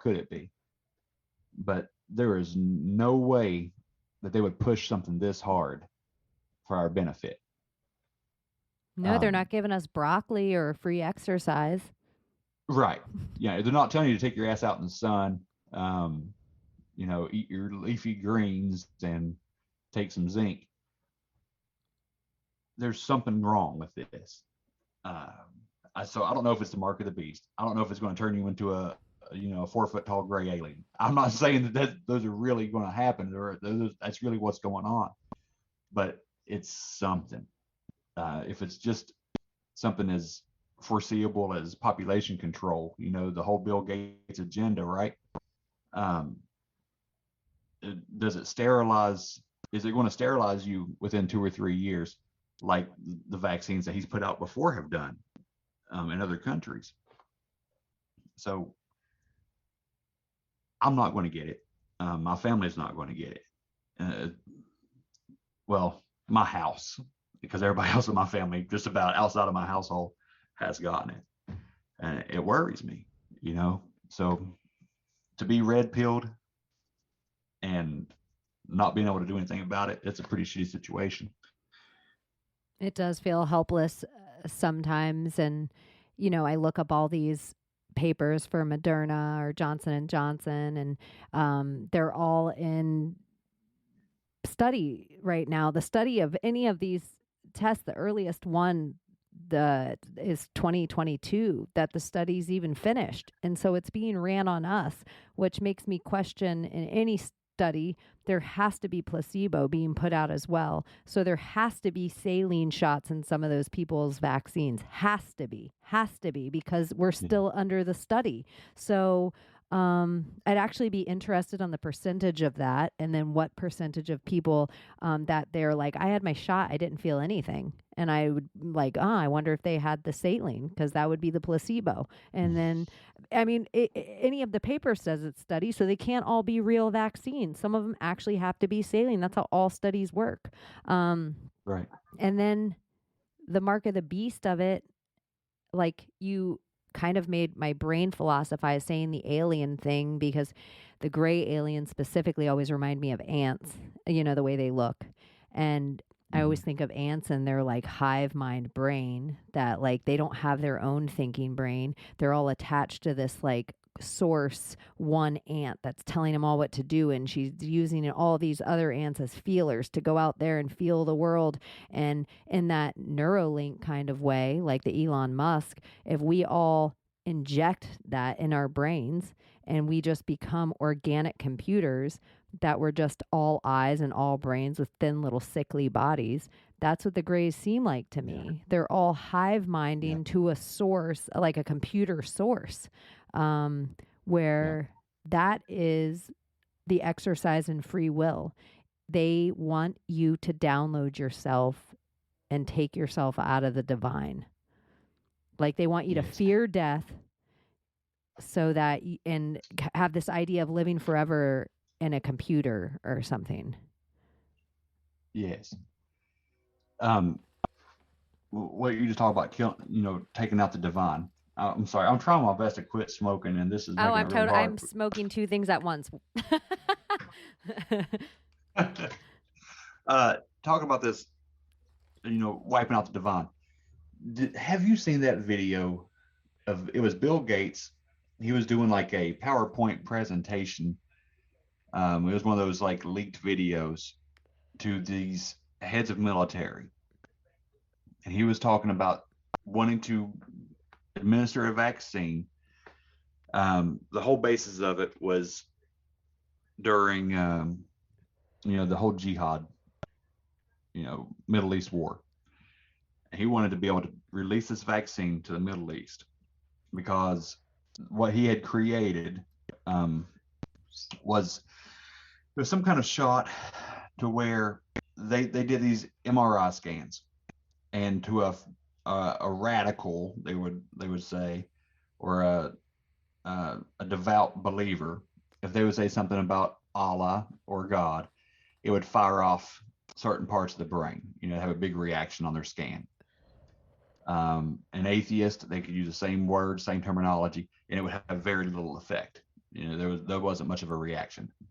Well, this chemical that he wanted to introduce through this vaccine would dull down that reaction in these fundamentalists and these radicals to where they wouldn't feel the need to commit jihad. And he was trying to pass it off like, if we do this, it would stop these suicide bombings, these martyrs and stuff like that. All that says to me is this is a God killer. If there's really a chemical out there that can deaden that part of your brain to where whatever or wherever in your mind reacts to God or your faith, if it can dull that out and deaden that, then that effectively would kill God for you. And how do I know that's not in this vaccine? How do I know that's not going to be in a vaccine to come, in a booster shot 2 years down the road? Another reason not to get the jabby. Have you seen anything like that? Have you seen that video that I'm talking about? I have seen people, I haven't seen that one, but I have seen people talk about, even since getting the shot, on different interviews on TikTok or IG, that they feel soulless, or they felt God leave them.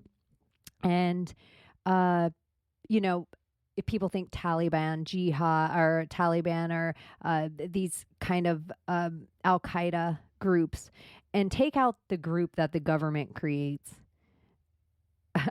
It Right. sounds, this is a fucking crazy idea, but those are just people. Those are patriots of their land trying to protect their land from an evil invading force, so they can protect their families, so they can protect their resources, so they can protect their culture, their way of life, their way of worship.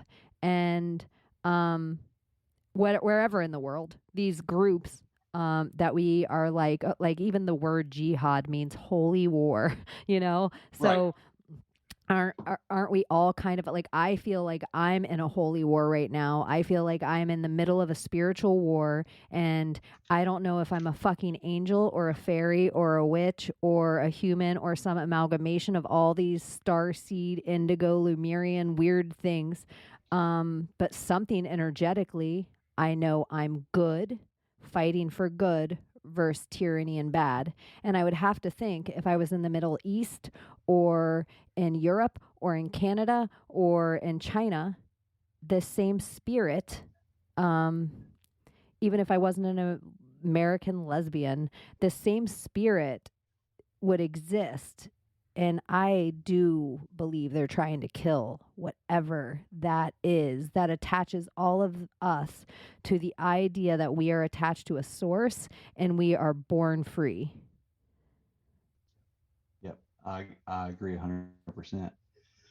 I think that's the long game, is to completely remove God, to completely remove, whoever you identify as your God. Like you said, no matter where you're at in the world, they don't want you to have faith. They want you to have faith in them. They want you to be subservient to them. And whenever I'll see if I can try to find that video and send it to you.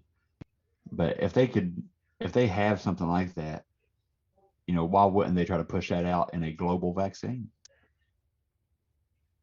And how long have they already, everything they always say, like in the military, they're like, bare minimum, the military tech is 50 years more advanced than anything a civilian holds in their hand. And that's, right. If they've, to me, since they told you that fact is 50 years old. So it means they probably have 100 years. Like, I mean, it's like, so whatever they tell you about, whether it's invisibility or mind control or killing God in spirit, actually inside the human brain, if we can conceive it, they already have it. And I actually don't think lizards or whoever's controlling the world, these cold-blooded demons, I don't think they have the ability to create. I think whatever it makes us human, our ability to love, our ability to have sorrow because of that love, our ability to create because of that love and sorrow, I don't think they can do that at all. And they're so jealous of our attachment to the divine. And they've spent our whole human history to try to make us forget that attachment. For like, I spent like, when I was first woke, or not even woke, when I was first politically woke, I just spent probably a good 5 years just blaming the baby boomers.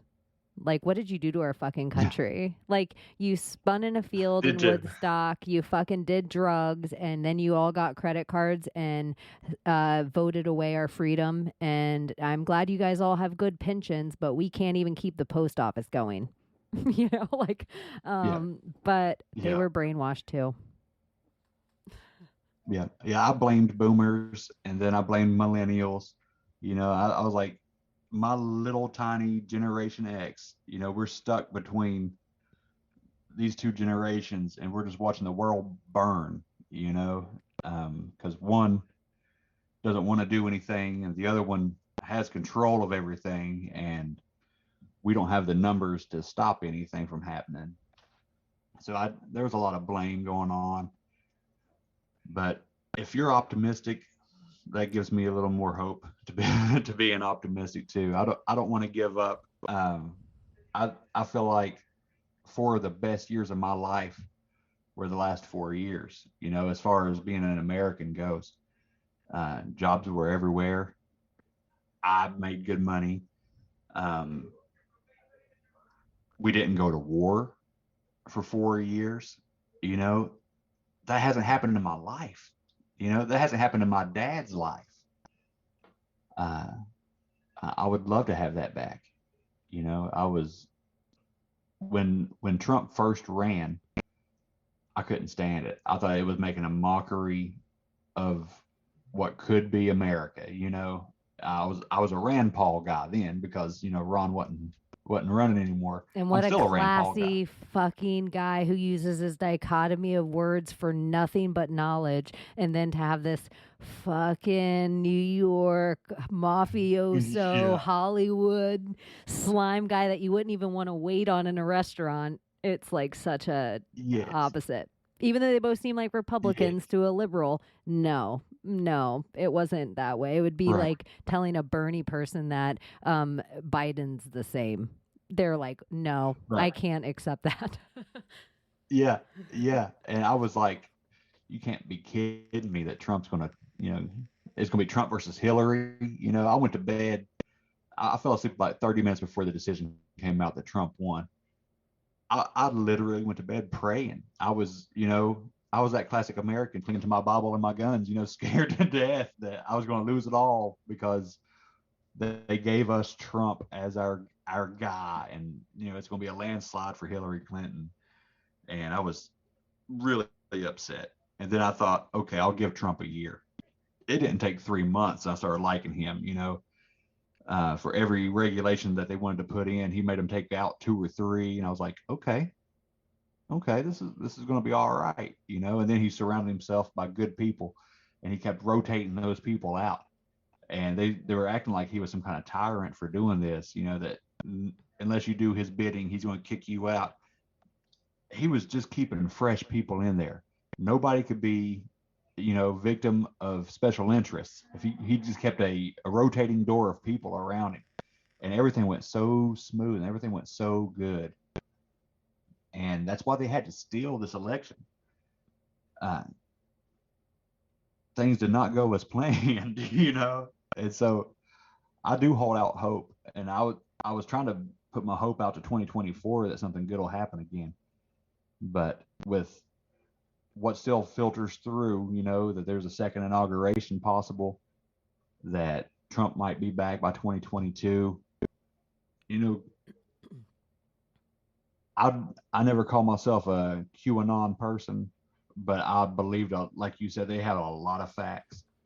And if there's still that underground, unspoken fight going on, then hell yeah, I'm all about that. I think that would be great. Keep me in the loop. Let me know what's going on, because I quit watching the news. I quit watching really any TV. I read now. I read now more than ever. I put myself into my little program at school. I put myself into my podcast, and I mind my own business. And I felt like almost like you just had to write off our country for a while, for the next 4 years, and just try to keep our family alive. But yeah, if there's a glimmer of hope, I'd love to hear all about it. I feel I have gone through my dark days during the last 16 months or however long we've been playing this rotation of all being prisoners of war in our own houses. Yeah. But I am blessed that in my spiritual awakening and my trip to DC. And, you know, for what it was worth, even at DC, how beautiful it was to see vets. Like, there was lines of veterans watching this whole thing go down. Like, I never thought I'd see this in my lifetime. And they didn't know how the whole thing was going to end. And it wasn't because what the picture was showing on TV, it was entirely different than what was happening throughout the day in actual DC.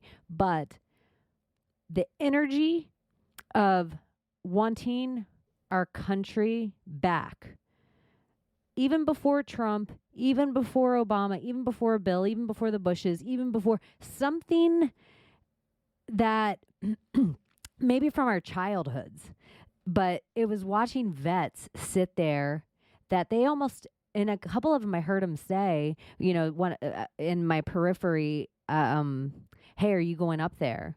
And one of the dudes was like, no, I've already served. It's these kids' turn. And Yeah. This heavy moment of holding a sign in the street, whether you're really Black Lives Matter or a patriot or just the idea you can do that in this country, for me, I'm touched. But as a lesbian woman, as X generation, I don't have kids. It's something worth fighting for.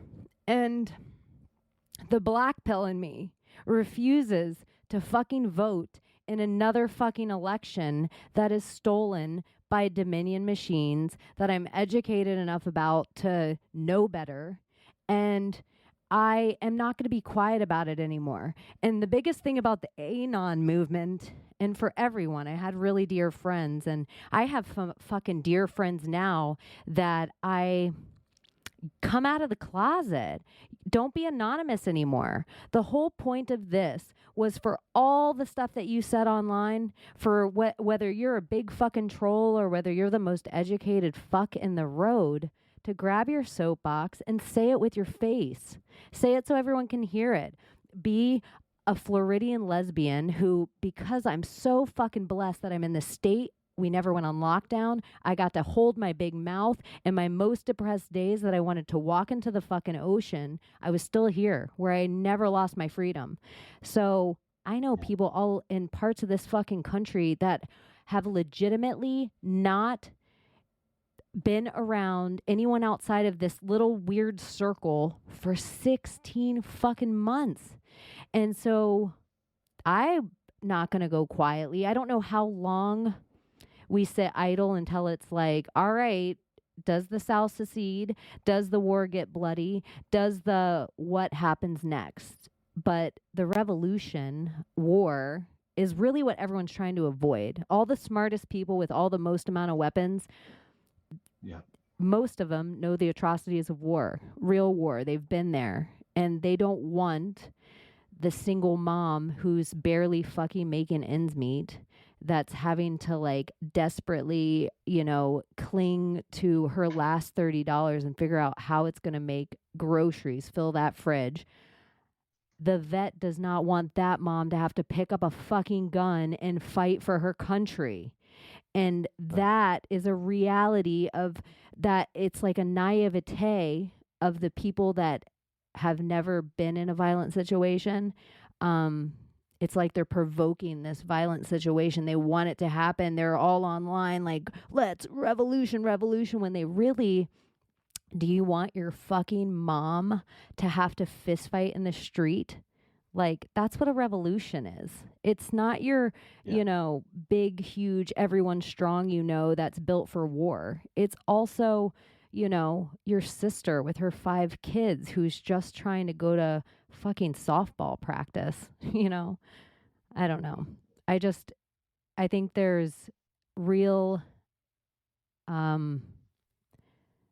there's like a real responsibility to knowing whatever you know, and you should open up your big fucking mouth and say something about it. Yeah, you're right. You know, the last thing I would want to see is a revolutionary war or another civil war. I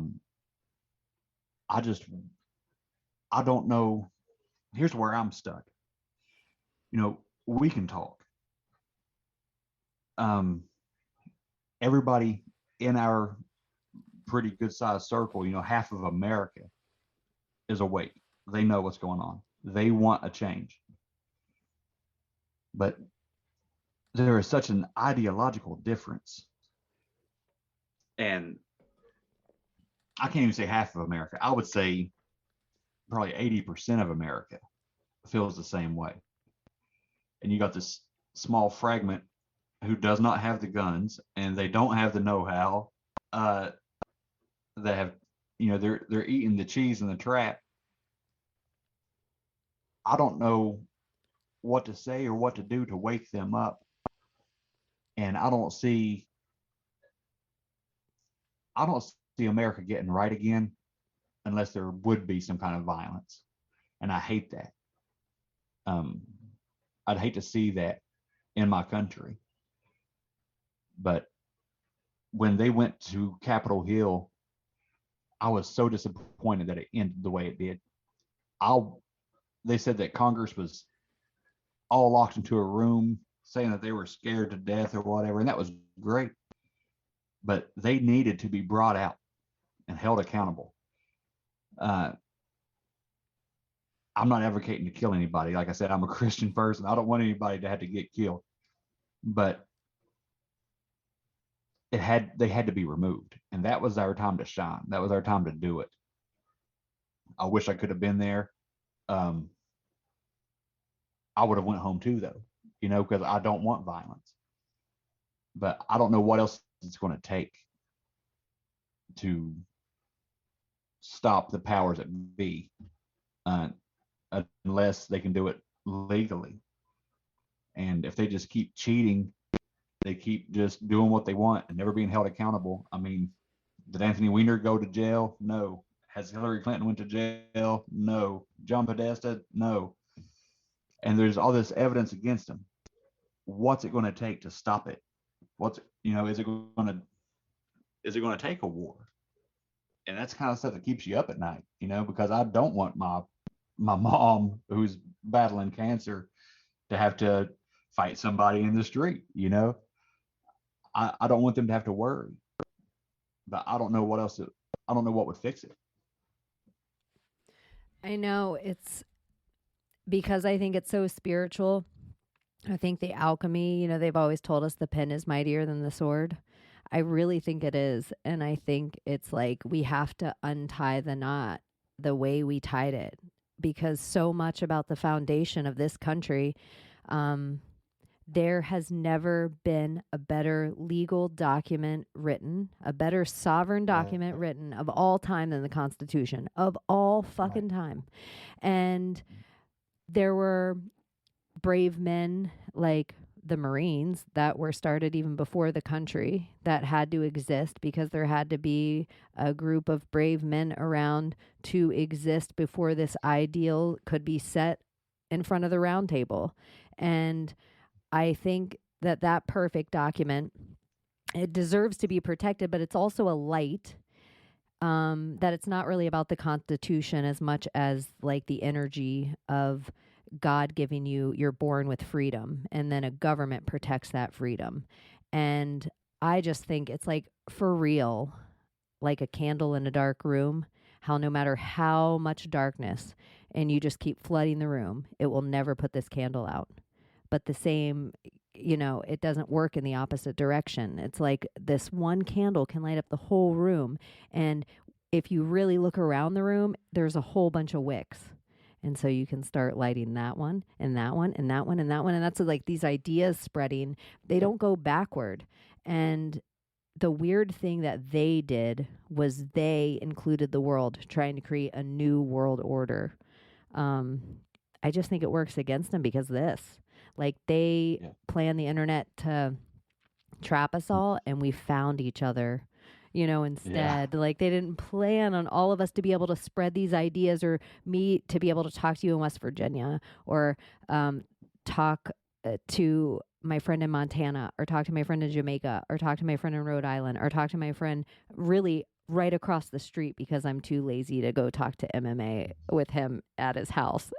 So Right. it's kind of um, awesome that I miss people, and I can't wait to like meet all my internet friends. But I also don't know how we all would have made it through the New World Order if we didn't find our authenticity and bravery and like, all right, fuck it. I'm going to say it on a microphone.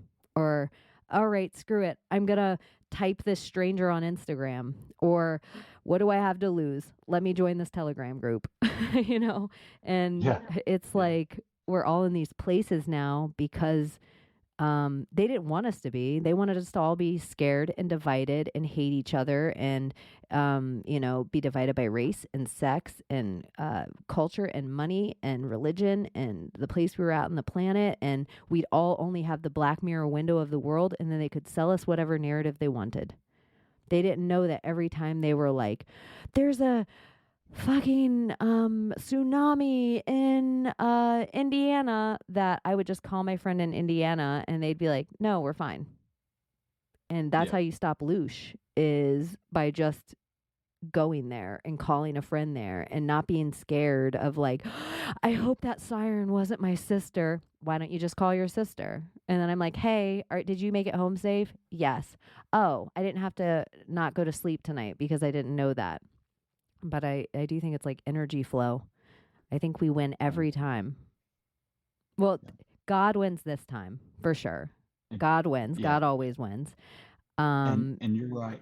It is a spiritual war, and sometimes I'll forget, because there's not one single person that can make a difference, but every single person can make a difference. You know what I mean? Like, if we get enough people, to focus their intent, to focus their energy, to focus their prayer, because that's what prayer is. It's intention. It's like Jesus said, if you ask, you'll receive. If you knock, it'll be open to you. If we set that into motion, and there's enough of us, it being a spiritual war, all we got to do is set our intention and let God work. No matter how hard they fight to keep God out of schools, I'm in a fortunate position. Like I said, I'm a teacher, but I don't teach a normal curriculum. I'm categorized into an elective category here, but I don't have to follow state or Board of Education mandated lesson plans. So I get to talk politics. I get to talk religion. I get to talk life skills, and that's what I do. I take advantage of that, and I talk to the kids about real life stuff. And as long as we can still do that and sow that seed of spirituality, I think that my negativity gets the best of me sometimes. I got my own battles going on sometimes, but talking to you helps me to realize there is still a lot of hope. There's a lot of, as long as you have faith, we're going to win. Like you said just now, God always does. So I appreciate that, and I appreciate talking to you tonight. That really helped me out to stop being such a negative Nancy, so black pilled. To cling to the red. It's still happening. It's still going on, and maybe I should open my mouth on my podcast too sometime. Well, something that I'm going to start saying, because Kara Mosher said it to me, and I'm just going to own it as my thing, is I know for a fact right now that I'm resonating on the highest possible timeline. I am an instrument of God, and I'm living in my authenticity with love in my heart. And because I'm on the highest possible timeline, the only outcome is we win. And so this is my timeline, and you're on it. If you're looking at me, if you're listening to me, if you hear this in the future, you're on that timeline, and we win this time. There you go. I love that. It's hard. I have to remind myself. I do feel it's a spiritual war, and I feel so blessed. Like, a QAnon term is holding the line, and it triggers people a lot. But I've been so blessed that in my dark days, even when I don't fess up that I'm having the darkest days, somebody knows if people are listening to you past your words, if they're listening to your tone, they're just like, you know what? I'm not even going to ask this bitch. I'm just going to make her laugh today. Or I'm just like, let's talk about something totally different. Let's go somewhere. Or you just want to scream it out. You want to cry it out. I'm here for it. And then some days I hopefully do that for other people. And I think that's all we can do until we have a tangible knowing more. And like past all of our faith, which is a different kind of knowing. We don't know all the daily outcome, how it's going to turn out. We have this like grand scheme idea, like when we back all the way from the realm, like everything looks perfect. But as we like zone into our own little fractal, it seems like chaos. But I mean, it's not even a thinking.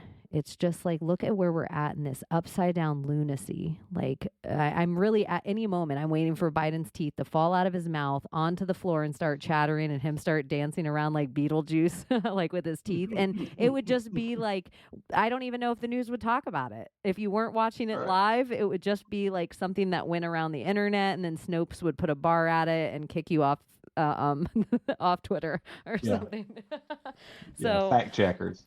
Yeah, we're in the craziest time that everybody always sat around. We learned about Nazi Germany. How does Nazi Germany happen? How could that ever happen? And then I've been so disappointed that I didn't think silly old Florida would be the state that was the state of the silly Florida. What are we doing down here?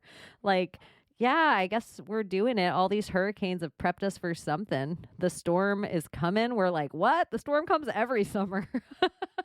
But I was actually like West Virginia. I thought you guys are with us. Texas. I thought Texas would be leading the way. I thought Texas would be like, we're not doing this anymore. And we'd be like, yeah, we're with Texas.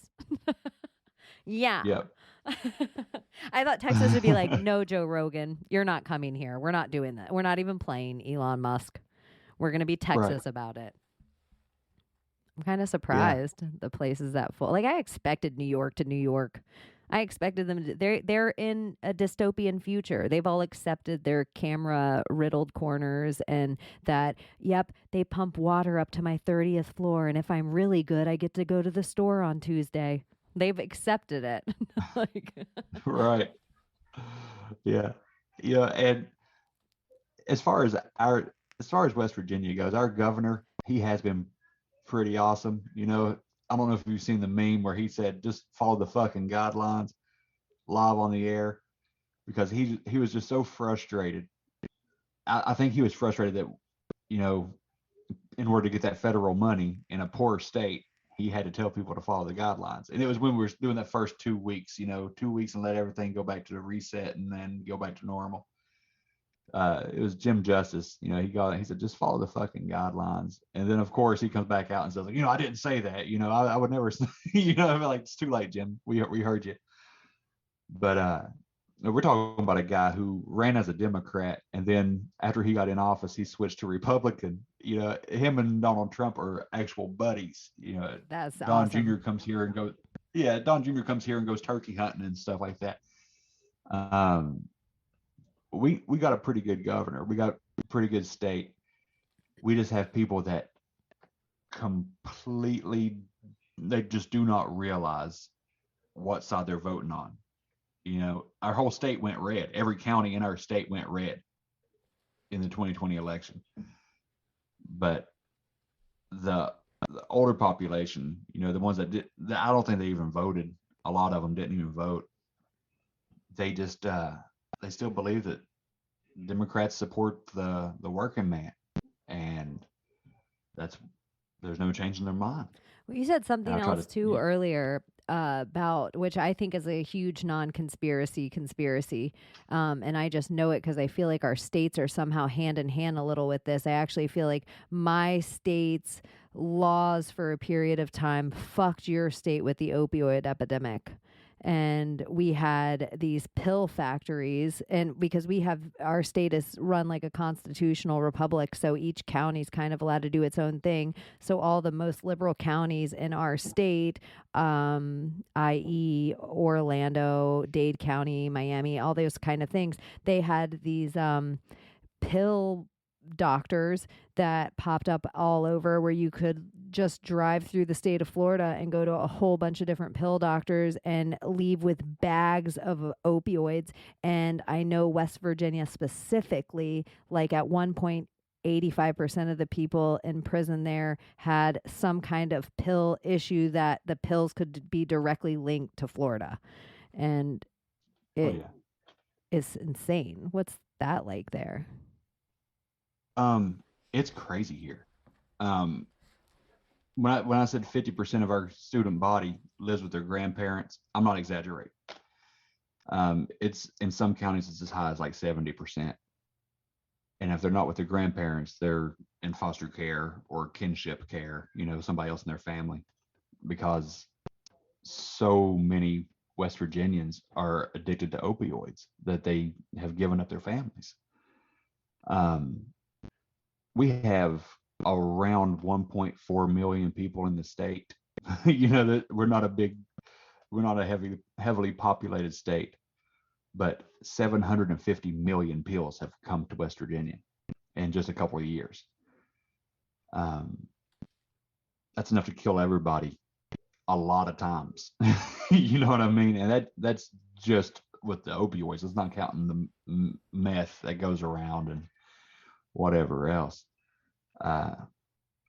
We are losing a whole generation of people here, and it's my generation.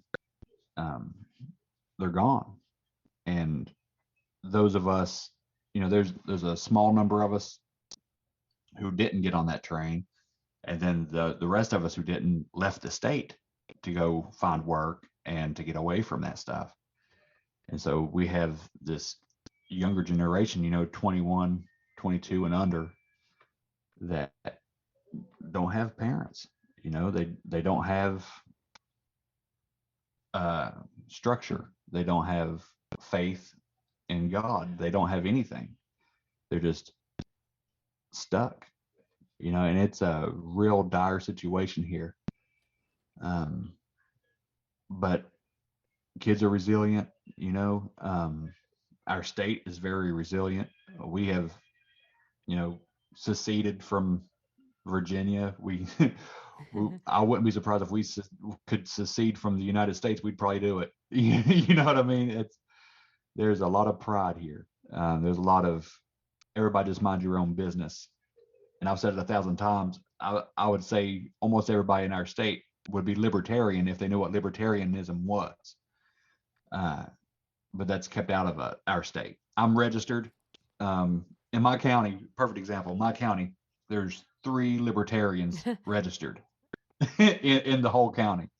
And so when I go to vote, they ask me, what are you, R or D? So I can go get my little block to go in there and vote with, and the voting machine. And I tell them I'm a libertarian. And so in the primary election, my vote don't even count. I have to be registered as a Democrat or a Republican. We're not allowed to do anything else. And that struck me pretty hard when I first come back home, because I got on my high horse, about being a veteran. I was like, I served this country and you're going to tell me I can't even vote. I got pretty pissed off. But I joined every libertarian group I could find here. I supported every libertarian candidate that would make their way to the ballot, even though it didn't count. General election, a little different. Their votes count as much as the vote counts. But yeah, we're a fiercely independent, everybody stick to your own, don't mess with your neighbor, let them do their own thing kind of state. It's beautiful. But we're being just like, urban areas were hit with crack. Appalachia is hit with opioids, and it's intentional. Yeah. Get us dependent on something like that, and they don't even have to worry about us. It writes us off completely. Um, it takes all the firepower out of the state. And a lot Um, of the people that got into it, they were injured themselves doing something physical. Like a lot of people that first started doing these opioids, they were an athlete, they were a worker, they were doing something that was a capable, active thing, and they hurt themselves. Coal So, what miner. a perfect way to unravel a capable part of Americana, or Yeah. masculine part of Americana, whether that's woman or a man, but it is that is what they injured, Yeah. and they totally, if they were poor, um it was, the doctors were giving out way more than they should have. It was easy to come by. People were not realizing the addiction because everybody was doing the same thing they're doing now, doctor worshiping. And yeah, it's so sad. And then it was easier. I had so many friends that went down this. It was cheaper and easier for them to get street heroin than it was these pills after a while. And every single old person's medicine cabinet, they knew these pills were in there. So they were stealing from their own family members, and it was becoming this next level thing. And yeah, the amount of, especially men, I always say that Mhm. my guy friends all went down with opioids and my girl friends all went down with Xanax. It was like Yeah. Yeah. these splits, Yeah. but And definitely pills. yeah, you nailed it. West Virginia is a coal mining state, and that's exactly what happens. You bust your ass working underground in a coal mine. And I did it for a couple of years myself. It's hard work. You go underground, you're busting your ass, you get hurt. Everybody gets hurt. What do? You go to the doctor, they put you on these opioids, and then you get a little bit dependent on that, and you realize when I'm taking that, I don't hurt. And then when you don't need it, you take it because you don't want to hurt. I can go to work. I can do better at work if I'm not feeling that pain. And if I get hurt, it won't hurt so bad if I'm on this pill. And it's like, who don't want to feel good? And yeah, you nailed it. That's exactly what happens. And then you have so much of our state that is on generational welfare, Mm-hmm. to where parents are teaching kids how to work the system Mm-hmm. to be on welfare because they make more money that way. They It have does five or not six behoove kids. have a father in the house. The state No. doesn't even allow it. I mean, it's Florida too. Like a lot of these Section 8 houses will not allow a man in the house. And the girl, the state makes it with the welfare that they get. If she gets married, she's going to lose so much of her benefits. So they're trying to separate it. It's like, so that's happening. The father's either in prison from doing the drugs, selling the drugs, or some kind of crime linked to the drugs. So that's taking him out of the household. Or if there's some chance just trying to do desperate, they join the military, still not in the household. It's like, Yep. oh, Jesus. Yep. Yep. It's the destruction of the nuclear family, and what better spiritual warfare is that? If you take away, structure, you take away everything that makes for a happy home. So it breaks your spirit in every sense of the way. So yeah, that is what's wrong with West Virginia, but it's really pretty here. Yeah. And everybody that is in their right mind has banded together, because there's not one single family, my own included, there's not a single family that doesn't suffer from what's going on. So Yeah, it's we're like the conspiracies are so many levels of deep, and um, the less money you have in any country in the world, the conspiracies are just laying on top of you, in every way. And yeah. okay, not to totally like turn the like sharp, but just so you leave maybe on something fun. Coal mining Did you ever get into like Agartha or Hollow Earth or think about underground civilizations while you were doing that? You Or are you, know, not at the time. I didn't really get into Hollow Earth at the time because you haven't seen darkness until you're in a coal mine, and I couldn't fathom a Hollow Earth theory at that time. But it was a little different. It was a lot of work, and I thought, thinking now, if there's a Hollow Earth, there's got to be a really big opening somewhere to get some light down there because it is darker than dark underground. But yeah, I entertain everything. Like I said, I'm really open, and I'm pretty fascinated with Admiral Byrd and Antarctica. I think that's who it was, right? hmm Flew over there and see this whole lush rainforest and civilization, and underneath there is this Hollow Earth, whole other civilization and everything else. So I'm open to that. I think there definitely is something going on in Antarctica, uh, especially when you hear about people wearing their Fitbits and Oh yeah. their their Apple Watches, and then you get to see that there's this big cluster of activity down in Antarctica, and nobody wants to talk about why or what's going on. But yeah, I'm open to the Hollow Earth theory. Um, I've been listening a lot, and thanks to Sam Tripoli and Eddie Bravo and Union of the Unwanted about the whole flat Earth theory. And there's a lot of people that link that to biblical scripture too. I don't know, but I don't think in my lifetime that I'm gonna say I'm a flat earther.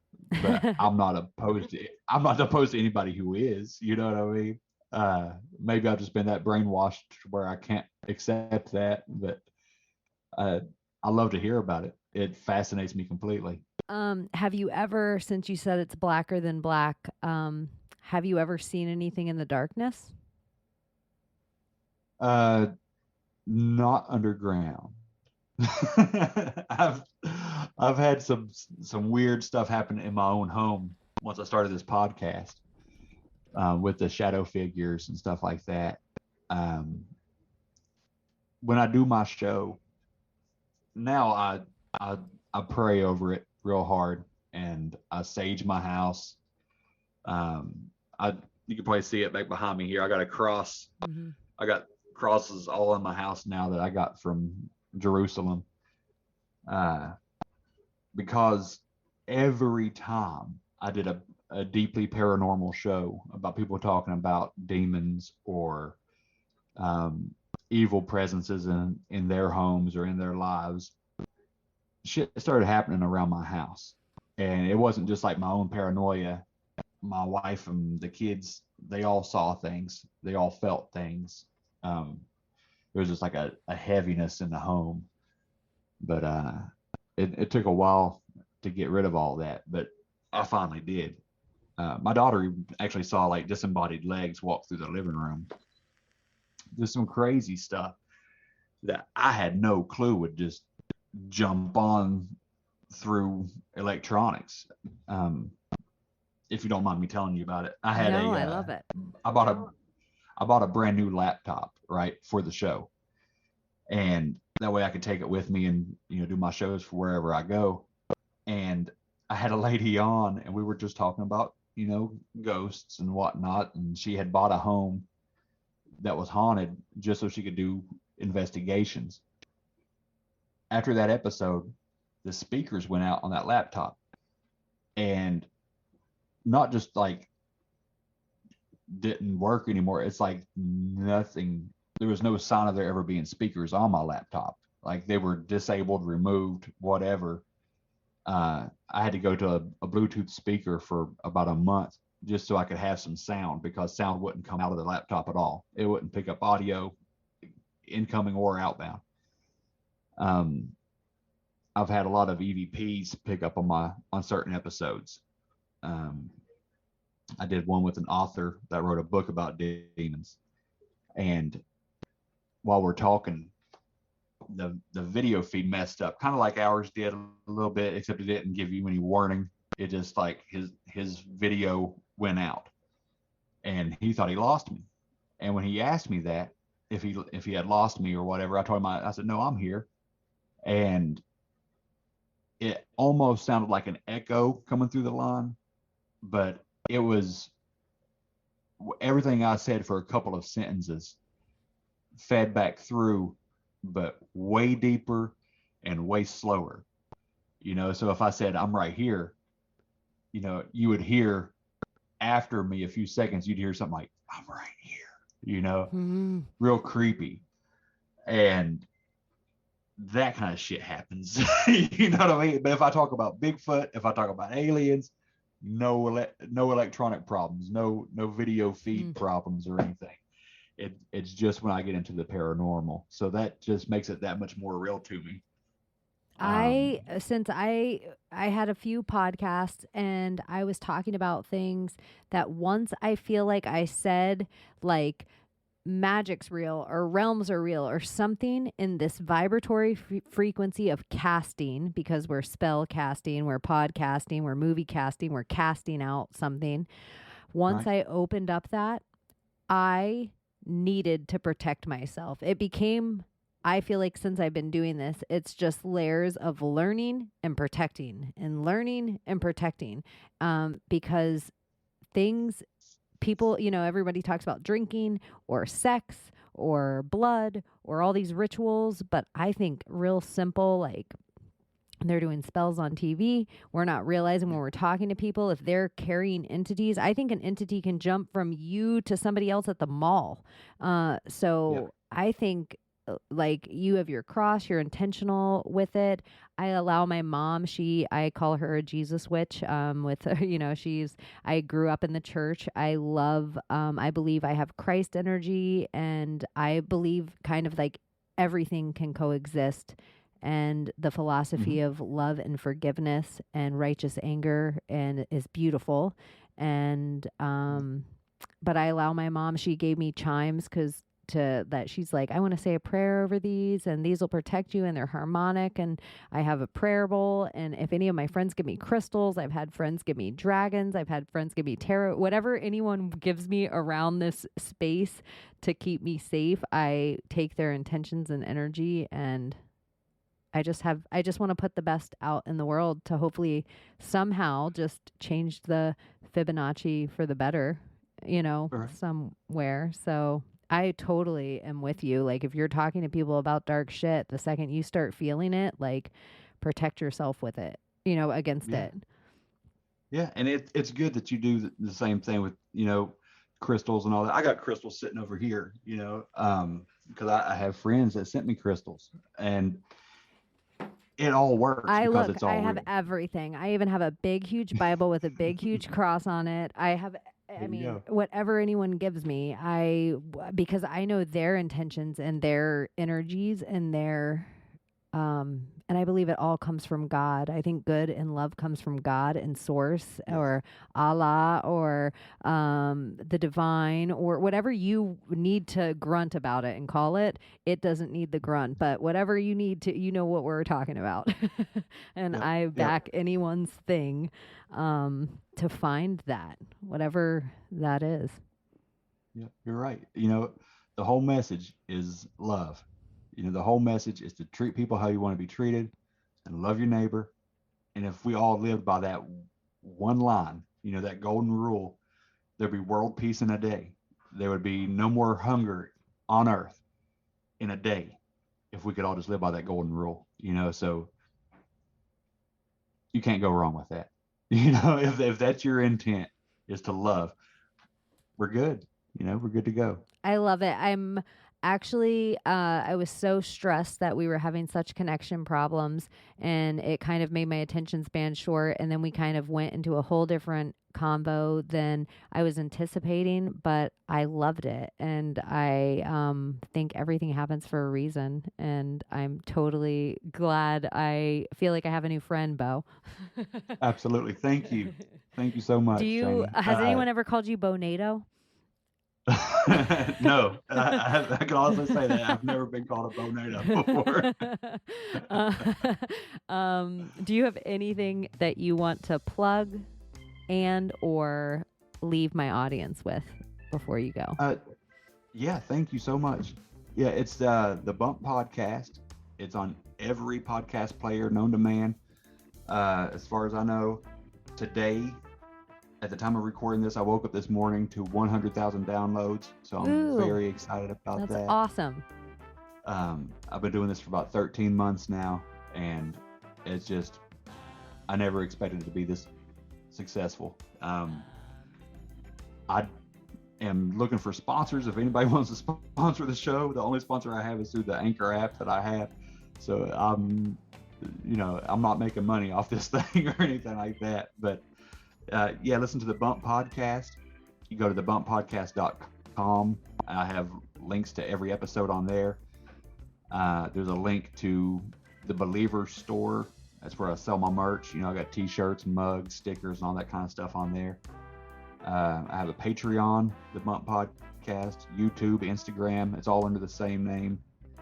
There should be links to all of it on my website. So, yeah, I would appreciate anybody that wants to come check it out. I have a little something for everybody. If you get into the weird stuff, I got a show about it.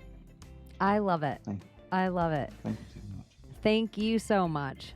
So, all right. Well, bye, guys. Talk to you soon. So she has been Chaney, and now she's off to smoke a blunt. See you next Tuesday, you fucking cunts.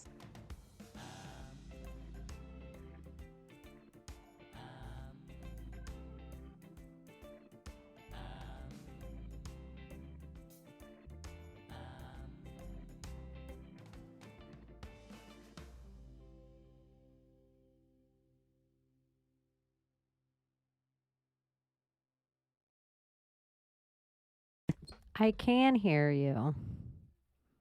Awesome. How you doing? I am doing all right. How are you? Doing pretty good. Thanks for having me on your show. I am so excited about it. Some of my favorite people, their favorite show. Oh, wow. Yeah, when I was that's news to me. when I was asking people who I should have like just randomly, and your name came up by like two of my good friends that I'm like, how do I not know this show? But I think monsters and all that kind of stuff are, I think like the whole magic of it all was like my last conspiracy I believed in. I didn't believe in anything. I believed in 9/11 was an inside job. The norm, Absolutely. like I thought all the other stuff was silly, and now I'm like, oh my gosh, everything's real. Yep. Oh, I don't even know how you feel about that it. sums it up right there. Yeah, when I do my show, I steer clear of conspiracy theory talk, or truth talk, really. But I woke up in around 2008. I was still in the military, and I had a couple other NCOs that kind of opened my eyes to 9/11 and the whole thing, and that's what I cut my teeth on. But I don't really talk about it to anybody because I'm pretty much by myself in my in my circle about that kind of stuff. So I listen to podcasts, and I've completely converted my wife, but other than You've that, red-pilled. it's just oh yeah. She's completely red pill, and she hates me for it. So